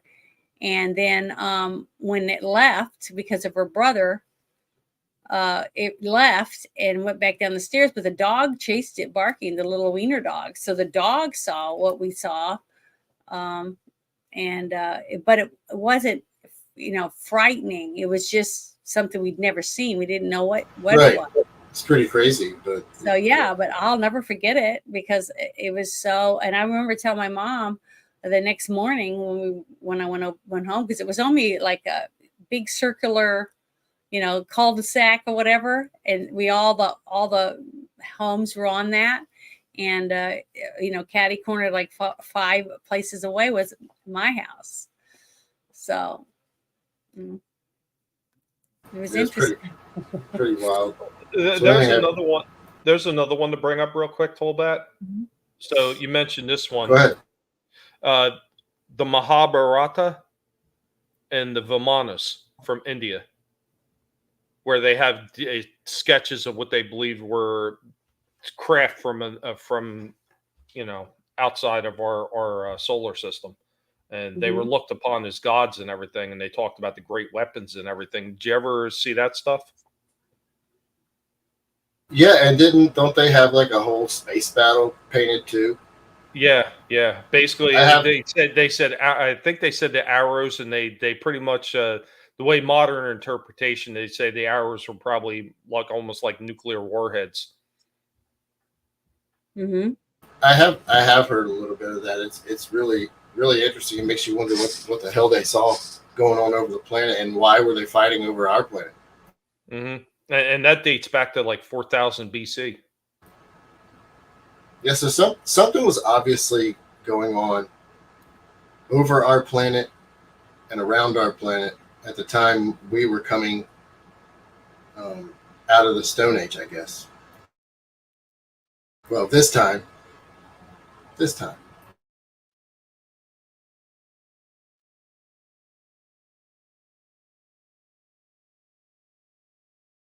That's very good comment right there.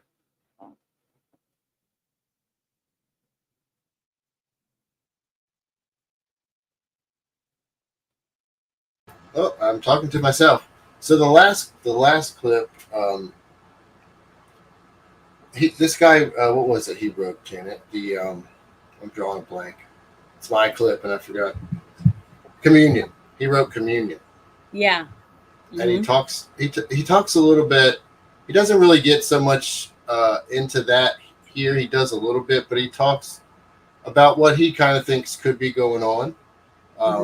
Because that's kind of where I'm going to close it out eventually tonight, is where each of us kind of think. And I know it's going to be different, and that is perfectly okay, because none of us know. And that's kind of where we are. But we can only talk about our personal experience. That's right. Until it becomes an experience where they reveal themselves, or the government admits they're real. We just have to wait and see. So I guess I'll start this clip since we're running behind already. Okay, I'm sorry. I talked everybody's heads off. No, we're running behind because of me not starting the show on time and not being able to run StreamYard because I'm a moron. Which is why I probably have 0 viewers at the moment. I think I peaked at 2. Anyway, that's fine. When I edit it and cut off the retarded beginning, it'll get a little more views in the podcast. That's okay. Moving on.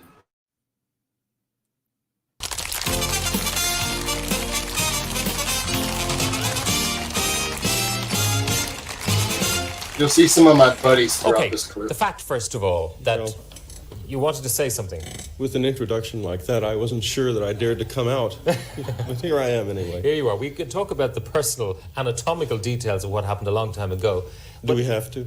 We mentioned it in passing, but what about Majestic? It's based on a fact. Well, apparently so. After these bizarre events took place, and I became convinced that there was nothing wrong with me physically or mentally after seeing a number of doctors, I began to look into the thing to see if anything like this had ever happened before. And I uncovered this incident that took place in Roswell, New Mexico in 1947, where something crashed about 60 miles from what was then the most secure Air Force base in the world, because it was the only place in the world where there were atomic bombs able to be delivered to an enemy country. The Russians didn't have them yet.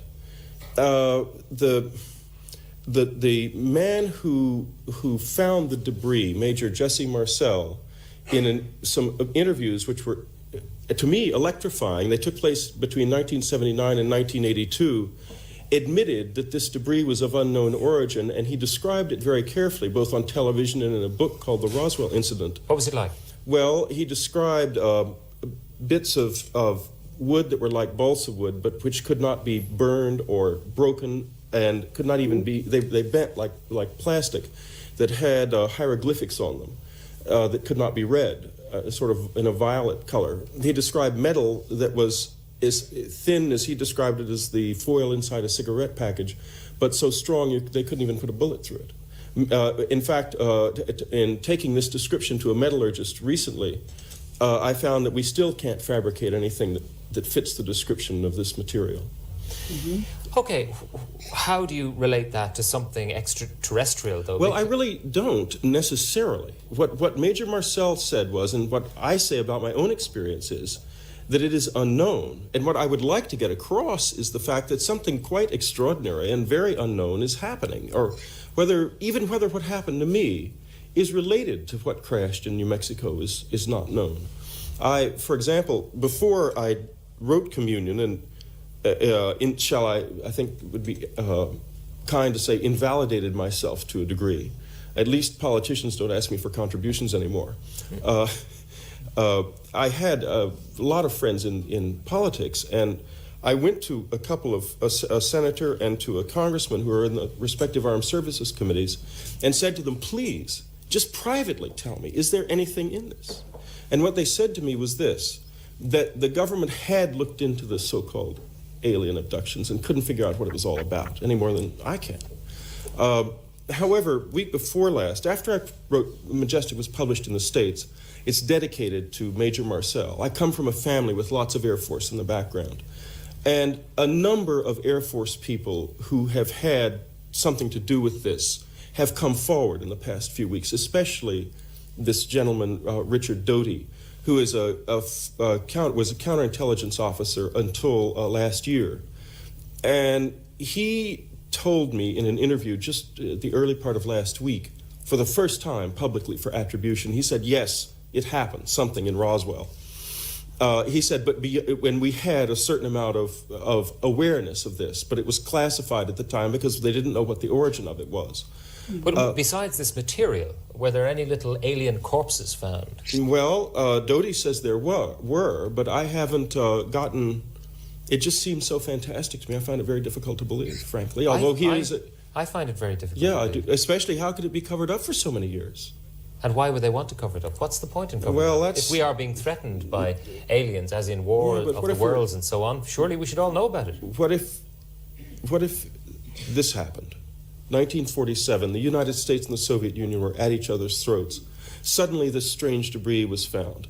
At first, there was a press release about it that went out, in fact, was even published in the London Times, to the effect that the Air Force had found a crashed flying saucer. Then the next day, this was all changed. It was changed because they couldn't allow anyone to know that something unknown could get that close to that base. And why it stayed classified all of these years is a good question. And I think it's a question that's being asked in the government right now. And I suspect that the reason I was contacted by Doty, which is not an official contact, but it's fairly close to one, is that maybe that's sort of a trial balloon to see what happens if they begin to let out the idea that this did occur. Why do you think that aliens would have gone to you, for example? I am an utter skeptic about such things. Why did they go to me? They didn't drop in on me. Well, see, bear in mind, I don't know what happened to me. We don't even know if it's related. And I'll give you an example of what I mean. This happened in 47. There have been UFO stories in the papers and radio, TV for years. I had never been very interested in them except when I was a child. But you hear things and see things without even necessarily registering it. No one knows what what the effect of a radio news story that you don't really listen to actually has on somebody. Maybe these stories are something that a sort of unconscious response to this possibility that we don't yet understand how it comes about in a human mind. Or maybe they're really out there. Your book is a mixture of fact, the Roswell incident, and fiction, because there's a narrative throughout. Yeah. The aliens that you describe in the book are not exactly endearing creatures, and yet you want us to understand them, and the descriptions of the aliens you write about would make us fear them. Embryo abductions, for instance. Well, what I experienced was extremely frightening, and if this is real and it spreads, we get 50 letters a day. That's the remarkable thing. After I wrote Communion, I didn't expect to, I hoped I would get a successful book out of it, of course, but I didn't expect what happened, which is that ever since it was written, we have been getting between 30 and 50 letters a day, and that's 4.5 years ago. There would be the suspicion, though, that Americans used to have the commies to kick around. That's my fear. Right. That now that the commies are gone, they don't have commies to kick around anymore, so they have aliens. The government's going to admit that this is happening and say they're terribly evil, and we better go ahead and build Star Wars. I hope that's not what's happening, but I fear that might be what's happening. Your own experience, where you were abducted temporarily to a spaceship, and you were prodded... to a little room. I didn't see any spaceship. I still haven't ever seen one. Okay, so we don't know where it was, but you were abducted by these strange creatures. Some of my neighbors saw it. I mean, I think I would have gone around the twist after an experience. I almost did. If I hadn't had my doctor has been a friend for 20 years and has a wonderful sense of humor, thank God. And when I went to him with this story, it hadn't occurred to me that the alien outlook hadn't really crossed my mind. And I told him to describe these little people. He leaned back in his chair and said, "You're telling me you're taking aboard a flying saucer by little men?" And I said, "That's what it sounds like." And he said, "I think it's a really great psychosis." And that helped. I mean, because I began to laugh about it a little bit. And did it occur to you that this was just the deep reaches of your own imagination? That's what I thought it was, of course. But what about this feeling of discomfort when you woke up the following morning after having this experience? It was very disturbing and confusing. And there was also a lot of pain in the side of my head where they'd put a needle into my head. Then I had a brain scan, and there's a mark inside my brain at the point where the needle went in. So what are you to make of a thing like that? Well, we all know that in voodoo cultures, if you tell someone they're going to burn and you just draw an ordinary finger down an arm, a burn will appear. Maybe it's something like that.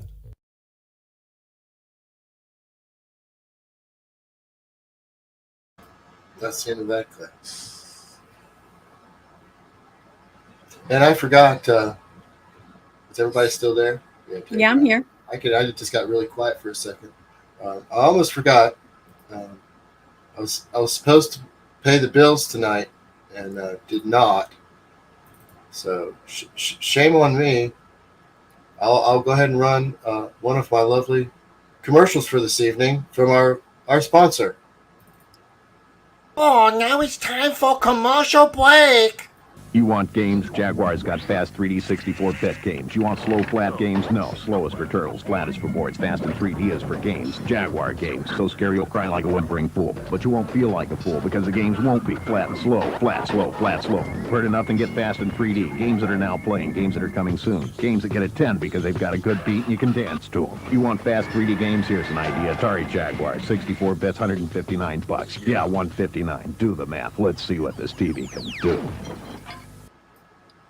Yeah, our commercials may be a little dated here at the Tollbat channel. Sorry.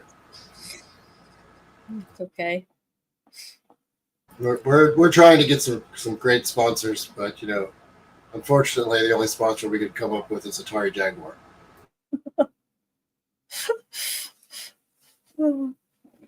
That's all right. It's still not dead, though. Six Nations. It's still not dead. It'll never die. Do you play as far as that sponsorship, better late than never, Tollbat. Better late than never. That's right. What was that, Janet? I said, do you still play that game? I still play Atari Jaguar. I do. I recently bought a game called Towers 2 from Songbird Productions. It's a limited run of Towers 2, he basically redid it and improved it from the original. I still haven't opened it; it's still sealed, but it might stay that way. I don't know. Do you air it on your on your channel? Sometimes, I don't think you caught all the geek drama on my channel, Janet. I haven't. Perhaps if you enjoy pissing nerds off or pissing geeks off, you will love my Atari Jaguar series, starting with Mortal Kombat and going forward. Well, I haven't. I need to do some live streams, I guess, playing some of my games. But I laughed through the whole thing. But Atari Jaguar is a big part of my channel. I play Goat Simulator. That's fine. Nothing wrong with that. But yeah, I play Atari Jaguar. It's probably about half the content on my channel, actually. I removed a lot of it back when I did that monetization attempt and removed basically 200 videos from my channel, tried to appease the YouTube morons, and it didn't work, and it basically cut my view time. So a lot of those videos are gone, but I intend to redo a lot of different things. I'm actually in my spare time, I've been learning how to not code on Atari Jaguar, but actually code. I don't know. I don't know how to code. I'm just playing around. But yeah, fun stuff.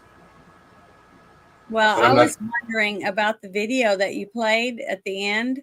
One of the questions I would have was, how did it crash? Do you think it was shot down by our government with lasers or something? Because they said that they had the material and they couldn't even shoot through it, right?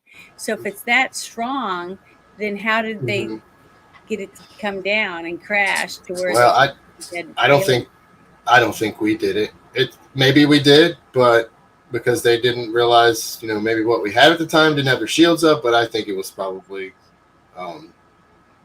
It crashed itself. Yeah, technology always breaks at the wrong time, and maybe it was just one of those. Oh shit. Yeah. I don't know. I believe that it was more a technological failure on their part, or something happened that was unexpected in the universe that they didn't calculate for, because trying to go across. That sounds reasonable. I mean, since it was what 1940 something. Yeah, I mean, maybe we were testing nuclear bombs and they got too close, because that's a lot of energy. Maybe it was something simpler than that. Maybe they didn't make the correct adjustments on their Navicomputer. Yeah, that's what I'm saying. It could be anything, but to me, it was interesting the fact that they were able to get these pieces and parts, and seeing the hieroglyphics on some of the pieces. That's interesting. I'd love to see what the designs were. And they said it was how yours truly got here. And it was violet. The color of it was a violet color of the lettering. I think that's interesting. It might have been how I got here, and I just left my minions behind. You never know. It could, if you see the movie Prometheus, then maybe a lot of us got here that way. You never know. Oh, that's what I was going to say. When we were talking about the spiritual aspect of angels, and that maybe a lot of people might see something and think that it's an alien or something because we don't comprehend what we're seeing, that it could have been an angel that was here and someone had seen it. Did you see the movie Nefarious? It's about a demon supposedly possessing a guy that was on death row. I don't know if I watched that or not. I think it was Sean Patrick Flannery is the lead in that. Yeah, it was pretty good. But see, I do believe in God. So, but I also believe that there's a chance that we could have aliens too, because to me, I've gotten in a few arguments with some other Christians because I don't believe that God could make the heavens and the earth and all the vastness of things that we can see and not possibly have another planet of some sort with life on it. I'm not saying it's exactly like us. I'm just saying. I don't think it would be. I don't think it would be just like us, but I do believe there's life on other planets. And I agree with you. I me and my wife debate this all the time. I'm like, if God created this bubble for us and this, and in this solar system for us. I mean, there's probably millions of other, and he's probably still creating now. Why would he stop? Did painters stop painting? Science has already proven mean- that it's expanding. You know, it's not getting smaller; it's getting bigger and bigger. Go ahead, Tom. Here's something simple. If you just look at a lot of the early texts, the way that they said it is, at the time when they wrote it, of course, you know, man's folly. Man is always going to make himself the best and the greatest out of everything. But it literally says in there that it's one of God's greatest creations is supposedly man. But he's already created stuff before then. I mean, the angels, they don't even talk about the creation of angels because it happens way before the earth is created in all those stories.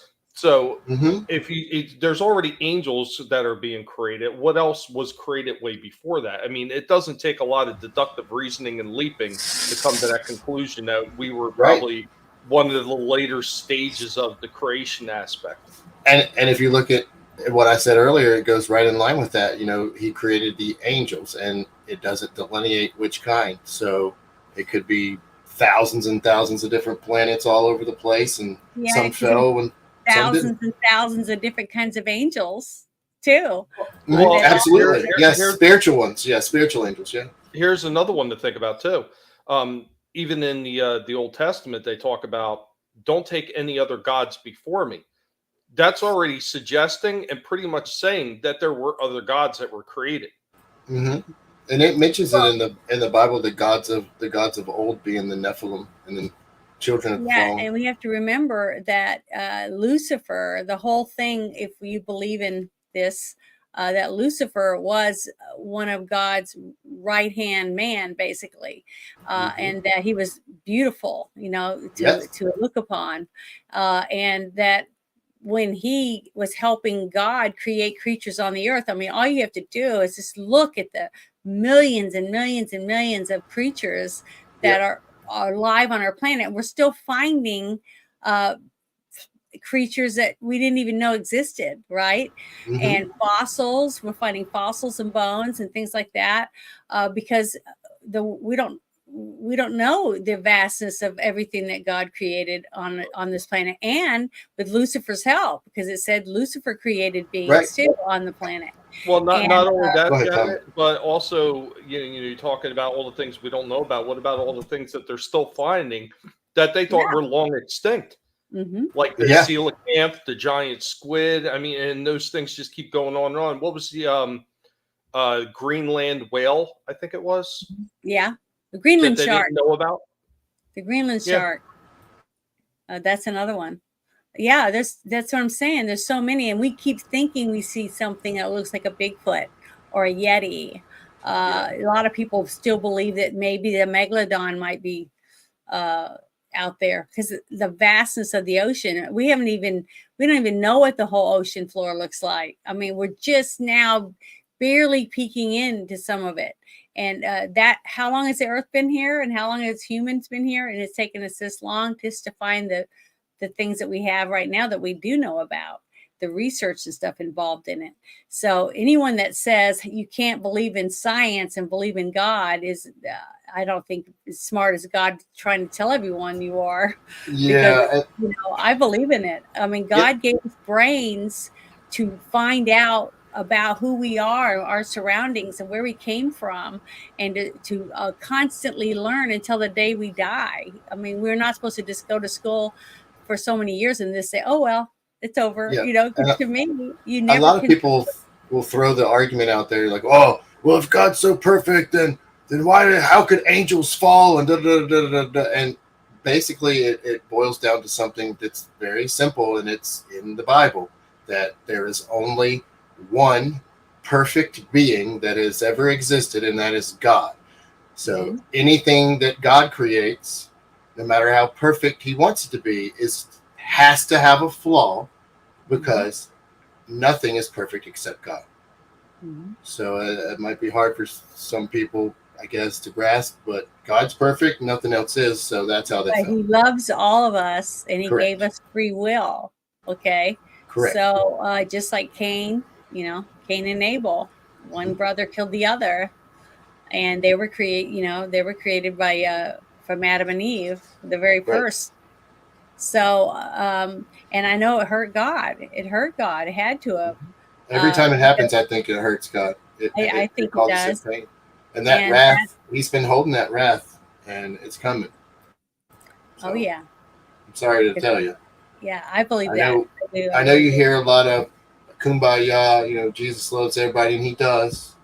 He does, but when he came last time, it was in peace and love to get us to do the right thing. When he comes back the next time, it's not going to be that way. And I think people are misconceiving he gave it. us the gift of the rainbow as a promise that he will never flood the earth again. You know, so. And yes, Kathy, science can be proof of the Bible. Absolutely. Yeah, that's one of my sisters. Is it? Well, hello there. Kathy. Yep. Mm-hmm. I have 4 of them. So I think the only other thing that I wanted to talk about, and it's something that me and my wife were talking about, is so looking at what we were just talking about with angels and the fallen, and I'm not trying not to look away from my mic because I'm looking at my notes. But so were the fallen an alien species, or multiple alien species and spiritual beings, but we're just going to talk about the physical ones right now, that left their original God-given planet to come to ours or others. And by doing so, that's what the Bible means when it says they left their first estate. And also, if we as humans were to leave our first estate, which is this earth, which we kind of already have, and there's also rumors of being told, get the hell off the moon and don't come back, just leaning on that too. If we leave our first estate, which is earth, and go to Mars, have we done the same thing as the fallen? Well, I look at it as this, like I said earlier, that God created the heavens and the earth, and it's expanding. So to me, in a snap, God could create everything that we see, anything as far as eternity can go, right? He created all of it. So any creatures that come on any of these planets that end up being aliens to us, God's already knows them because he's the one that created everything. So, and if they come here, was it because they destroyed their own planet that God gave them as a gift? You see? So we don't know until we get to meet them and find out, but if what they came they're here yearning for. to interfere with this part of his creation without permission, I don't know. That's what I'm saying. We don't know. There's so many mysteries, and the only way to find out anything is through science and study and learning. That's why he made and studying the Bible. So many people have said it over and over again about our brains, that we only use a very small portion of our brain. Why did God give us such massive brains? What's in there that we need to unlock? And you can see there are beings on this earth that are lesser than us. However, they use a higher percentage of their brain, and you see these very, very small things doing very seemingly advanced things for such a small brain. But when we study it, we see that they use like 60-70% of that little brain. But that's through science too. See? Yeah. Oh, I love science. Me too. That was one of my favorite subjects. I may be a religious zealot in some people's eyes, but I love science, and I love reading about science. I love reading science, popular science, popular mechanics. I used to love reading those as a kid. I still, when a new science article pops up, I love to read it. Don't always agree with how they see it, but what they find is interesting usually. So we've been going for a while. I'm sorry that we got a delay, but what I want to do is go around the panel and everybody kind of around alien abduction. You can talk about aliens too. Give your thoughts on what abduction is, what its purpose is, and who's doing it. And who wants to go first? I hope Tommy's with us. Tommy, you go first. I think we probably said everything we needed to say about it. As far as what it is, I couldn't even begin to tell you. I could guess. My personal opinion is I think a lot of this stuff is probably it's some kind of agreement that our government has with these different races, because there's multiple different races. You hear we talk about Sasquatch. Some people believe that they're actually extraterrestrial aliens, and that's why we never find any bodies. Everybody has heard about the Greys at this point. If you haven't heard about the Gray aliens, you've been sleeping under a rock. There's another form of almost like the Gray alien that are supposed to be black. They talk about the lizard people. They talk about these insectoid type creatures. Then you got the ones from Mesoamerica, where they're feathered serpent like type aliens, like all kinds of weird different things. I think that different governments around the world have some kind of communique with these beings, and they have an arrangement where they can abduct people. They, whether they're performing experiments to find out more about our race, or maybe to help benefit their race because maybe they're having failing reproductive systems. Because, imagine if you're a species and you've destroyed your own world and you're living your life in a ship out in space. The amount of degeneration that's going to go through your body, that's more than likely going to affect your reproductive system. So they may need us to help repopulate their race. We don't even know for sure. I mean, we can only guess, since we don't, none of us actually have contact with these type of beings. So, I mean, who knows for sure? You can only speculate, but I mean, yeah, that's really all I have on that. I've never seen one myself. I've known plenty of people that have told me they've seen it. My father, who used to be in the Air Force, passed many years ago, he swore up and down that he's seen stuff. He actually had pictures that he had taken from the Air Force base, and his duffel bag with all his just about all his military gear and all those pictures just mysteriously vanished. My guitar player that I used to be in a band, he told me about sightings that he had. There was a guy that I knew when I worked for this one place who worked for the Air Force as a refueler. He said it's real, and he says it's out there and people are hiding stuff, and that's all he would say to me, because he didn't want to talk about it because he was worried that somebody was going to find out he was talking about it. So that's about all I have to say on that. Okay. All right. Well, before we get to Miss Janet, I messed up. I told you, and I had some commercials, so we got to play one more before Janet goes. So here goes. So funny. Time for another commercial break. Got to pay the bills. Oh, Bob, look.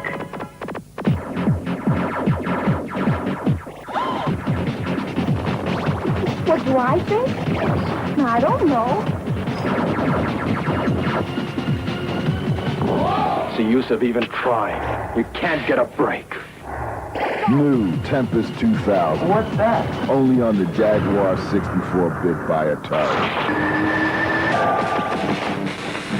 Do the math. Yeah, do the math. And real quick, Hardwick. Yeah, it's funny. I was just watching a show about that the other day, and they were talking about the red-haired Nordics. I just seen that the other night, and I was like, how about that?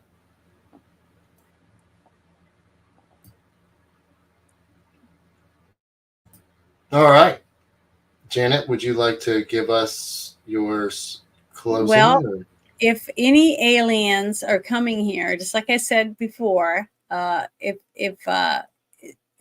they can come all the way to our planet from wherever they are, then they have the technology that they could destroy us somehow, poison us, give with radiation or something. So I don't think that anyone that's come to our planet yet has come here to destroy us. Now, the fact that they found us is because they were probably looking, listening to sound waves or something like that. And then they knew that we were learning, maybe not as high as advanced as them, but that we were on the cusp of maybe one day being able to reach the stars. So they would come here, and you're right. They may have seen, some attractive people that they thought were attractive, whether it was in Africa or somewhere else in the world, and took people. for breeding purposes or for science to learn if there's, they could use parts of our body to heal people from their, in their form, whatever form that was, or for food. I mean, I don't know. That's what I'm saying. I have no idea about that. But I also don't believe that aliens, the ones that I'm talking about, that would come from another plane or another planet or a moon of another planet, come here for those purposes, is the same as like seeing one of my loved ones that had passed on that came to see me and tell me that everything's going to be fine. Those type of events that I feel like I have had in my life when it comes to the spiritual part. So I do believe that they're separate. I believe that there's not the same. Okay, I don't believe that every alien that people might see or think the abductions have anything to do with that. I just don't believe anyone on God's team would come down and take people for any of those Pharisees. Now, that doesn't mean that I don't believe that the archangels that were fallen, because God said, come back to me. And when they wouldn't repent, he had to cast them out because he couldn't bear the sight of seeing them, because it was, he doesn't like the sight of sin. Basically, it's hard to look upon. So he had to, shun them and put them in darkness where he wouldn't have to see them. So they could be influencing people. And I still believe that, somewhere, I don't remember exactly where it was, but I remember my dad telling me that Satan has reign right now over the planet to influence people, and that we have to, fight the influences of bad to, and look towards God and pray to God to, that to keep us safe, and to, that we want to worship him and not be succumb to what the devil or his demons or whatever might want us to do. So I do believe that I do believe in alien abduction. I do believe in aliens from other planets. Now, I'm not 100% sure what they look like, but I do believe there's multiple ones. So they could all be different. They could be lizard-like, they could be frog-like, like Jabba the Hutt, or they could be tall and beautiful like Amazonian women or mermaids. I'm just saying, I just think there's many, and I don't think any of them from each planet, I don't think they look alike. I think that maybe that's one reason why I just love Star Trek so much. When my dad got me hooked on Star Trek, and I everything about it to me is so close to what I think is possible about what's out there, and that there is intelligent life. I'm sure it's not our kind of life, but it's something, and it has some type of intelligence to be able to evolve, and build buildings and, societies and things like that. So that's what I believe. That's good, Jess. No, it does. One thing that I forgot, and I saw it in the chat, and I wanted to bring it up before we get into. Okay, my cat doesn't believe in closed doors and opened it. Anyway, they mentioned, do we think aliens are time travelers, are us from the future coming back and doing the abductions? And I have thought about that, and it is a possibility. It's not the strongest possibility in my head, but some people it may be, especially if you're non-religious, because it does make perfect sense that if the genetics have gotten so bad and so screwed up that they need to fix the ability to repopulate the earth, it does make sense that they would come back in time, use time travel to try to harvest DNA. Go ahead, Janet. Of course.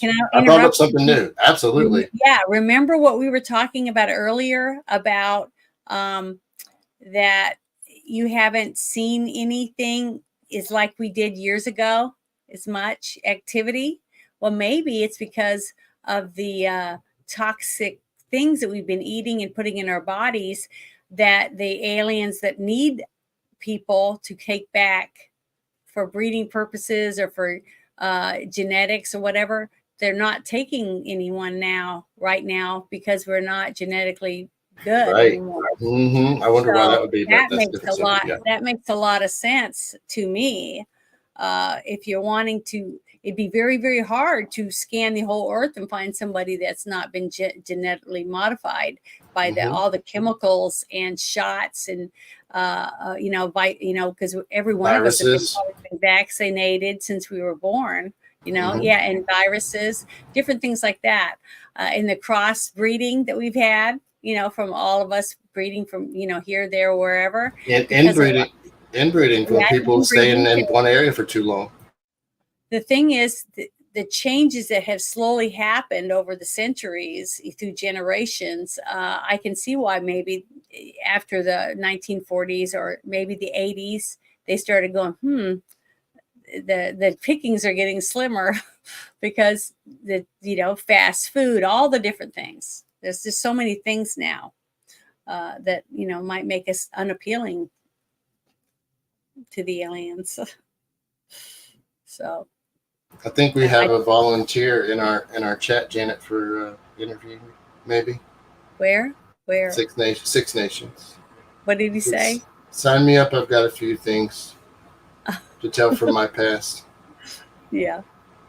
Good. Is that what you meant, Six Nations, or did I misunderstand? I'm kind of retarded. I saw Maura Kitty. I think she said something that she has an experience too. So hopefully, I kept saying that earlier, that if anybody wants to join us on an episode, to send us some DMs, any of us, and tell us, that you'd be interested in coming on and talking about your experience. If you're easy to reach. If you want to email me at tobat@gmail.com. I don't care if you flood that email because I can block you. But anyway, put it in the I'm chat. slow to respond sometimes.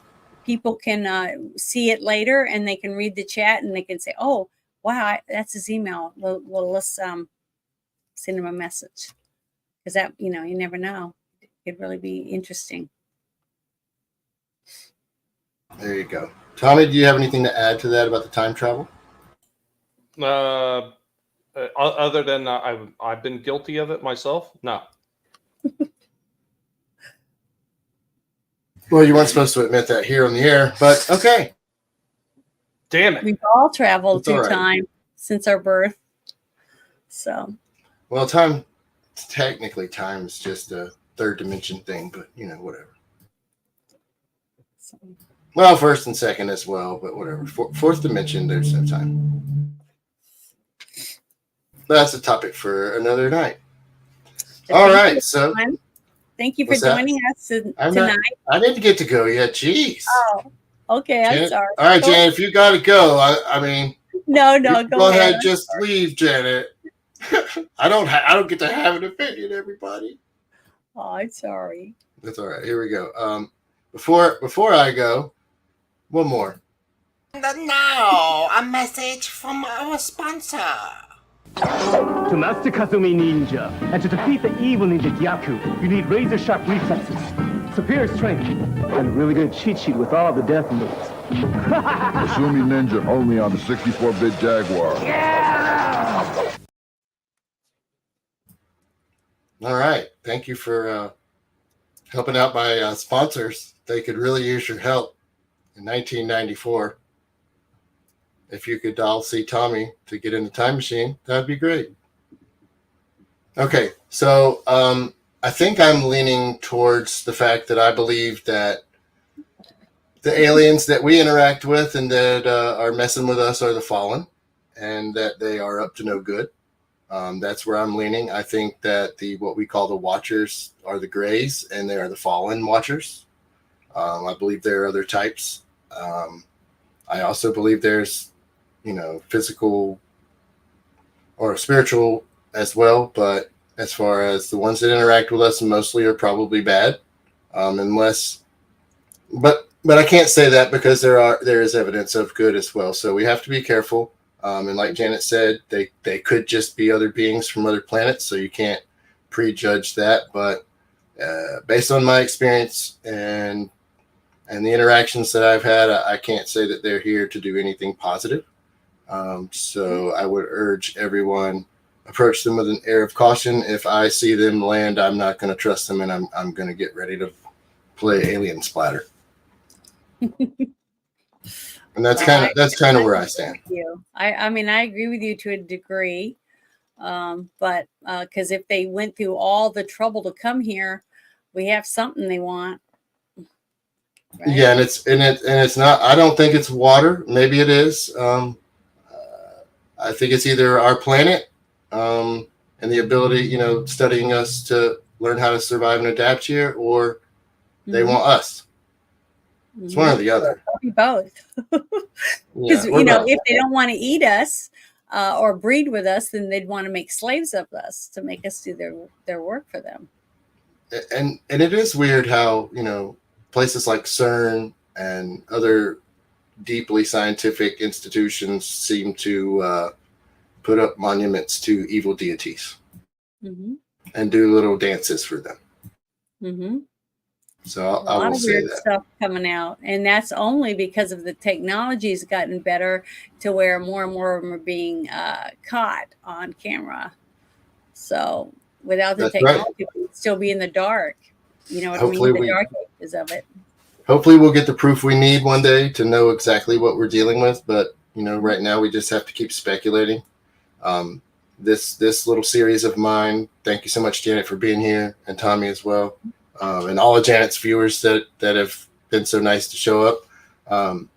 Is to kind of open the eyes to the random person that stumbles upon them. I know a lot of you are wide awake. Something's going on. You're looking into it. You have your own opinion, and that's good. But some people are still, living in their box, and they need to be pulled out of it, because things are, in my opinion, things are about to start changing even more rapidly than they have been. And I think you're going to start seeing things that are going to make you question everything in your reality. So just be careful.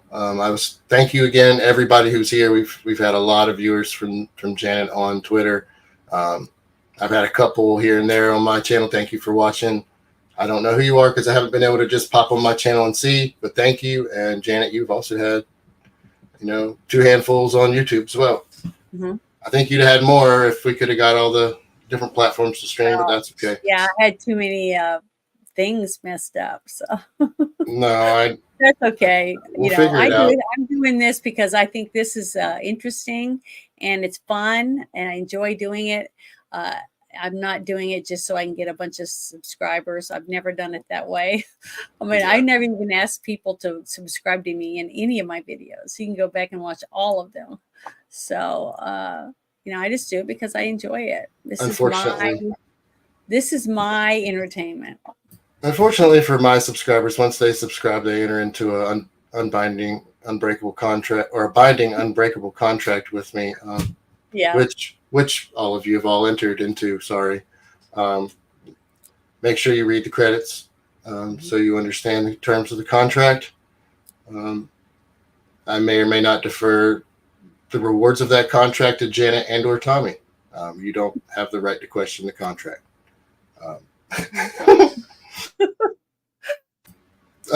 Everybody, I want y'all to go ahead and plug your channels because Tommy's got some great, interesting content, and so does Janet. And I think most of you are subscribed to Janet, but maybe you're not subscribed to her on everything, and you didn't know she did stuff on other platforms. I have a channel on Rumble. It's called Janet's Universe. I am on TikTok at Janet from Another Planet. I'm on Instagram and I'm on LinkedIn, and I have my own Discord server. Thursday night, tomorrow night, I'll be doing Team Shit Show 2.0 and at 8, and then I'll be the Friday night shit show at 9:10, and then I'll be on Bruce's channel playing live Dungeons and Dragons Pathfinder, and then Sunday we'll be doing a girl, a guy, in a movie, and I think it's Arnold Schwarzenegger, something about him being in Hercules in New York or something like that. I haven't seen it before. So that's a movie we're going to review. That's it for me. Wonderful. Tommy? Today was my first time actually back in almost like 2 weeks. Recovering from freaking back issues again, as always. We should be having the toy stream tomorrow, so Collectible Pass will be at 8:30 p.m. Eastern. It'll be on my channel and Vinny Art's channel, and probably a couple of our other hosts. We'll see if they click the links and they stream it to their channels as well. Usually it's Slasher and Trina from Real Horror as well. Get on there and we talk about all the toys that we decide to pick for the week to talk about. Usually, with a little show and tell stuff. Have a little bit of fun, just kind of avoid a lot of the nonsense that a lot of these other people are doing on YouTube, where they're sitting there whining and crying about these shows that they're so horrible. Well, if they're so horrible, why you watch them? Yeah, we avoid that, and we just like to have a little bit of fun. Hopefully next week I should be coming back with a Cage Talk, so I'm going to see who I'm going to have lined up for it. So we'll see how things play out. Other than that, if you check on my channel, you're going to see stuff with the guinea pigs, because yes, it's Tommy and the Guinea Pig Collective, not just because of the cool cyborg guinea pig that's going to assimilate you, but all the guinea pigs that are here in my house that are part of the collective. And of course, I got BattleBot videos and toy reviews as well up on my channel, and some of the older content. There's a lot of other stuff that I did early on, but yeah, stop by, check it if you like it. Appreciate a subscription. I am very hated by YouTube. I am the most hated guinea pig on YouTube. 5 years they've been playing these games with me, these sons of bitches, and they think I'm going to go away, but you're not going to get rid of me that easy. You're going to have to freaking pull the plug on my channel to get rid of me. But yeah, appreciate it, Tolbat, Janet, always a pleasure, and all the fine people that were hanging out, watching, and commenting. Thank you very much, and hope you have a good one. Awesome, man. Thank you for being here, both of you guys. So I'm Tolbat. I'm the dum-dum that tried to host the show and ruined it at the beginning, just like I ruined the end last time. That's good. That's good. But that's all right. So my channel is a mixed bag of everything. There's a lot of silent gameplay stuff on there, but I'm not going to do much of that anymore. I'm probably going to do some. I'll probably do more talking and playing if I do any of that. But my summer is lined up to be really busy. I'm going to be out of town a lot. But look for the UFO Mysteries episode 1 through 3 podcast on my channel. I would recommend the podcast versions because they're a little cleaner until you get to episode 3, which is edited a little bit due to content strikes, but there's some funny little screenshots and stuff that I put in there to make you laugh. Everybody make sure you stay through the credits. You must read the contract anyway, so that you know what you got yourself into by watching this stream. Make sure to subscribe to Janet and Tommy. I am Tolbat on YouTube, The World of Tolbat, or Tolbat on Rumble, or at Tolbat27 on Twitter, or X as they want to call, as Elon wants to call it because he's full of himself, but it'll always be Twitter to me. Anyway, thank you for joining us tonight. I appreciate everybody for watching. Make sure you stay till the end of the credits because it's never over until I hit the end stream button. Thank you for watching. Have a good night, everybody. Good night.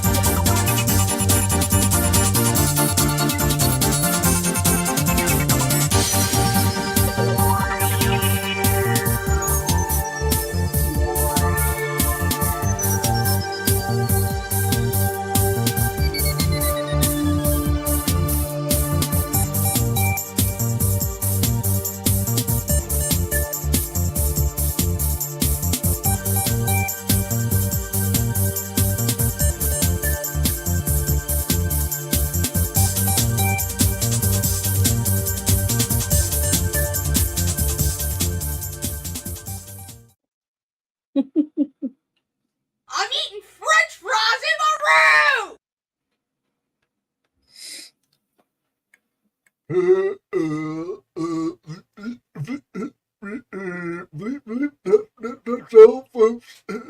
Roaches.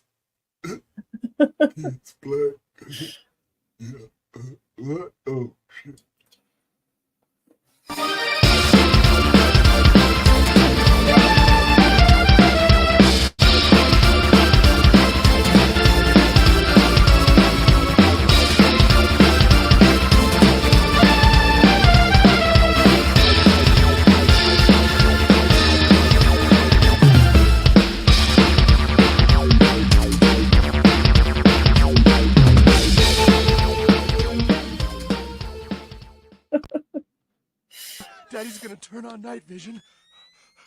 There. We are the Guinea Pig Collective. Dad! What? All will be assimilated. Oh God, oh God, oh God. Resistance is futile. Oh my God!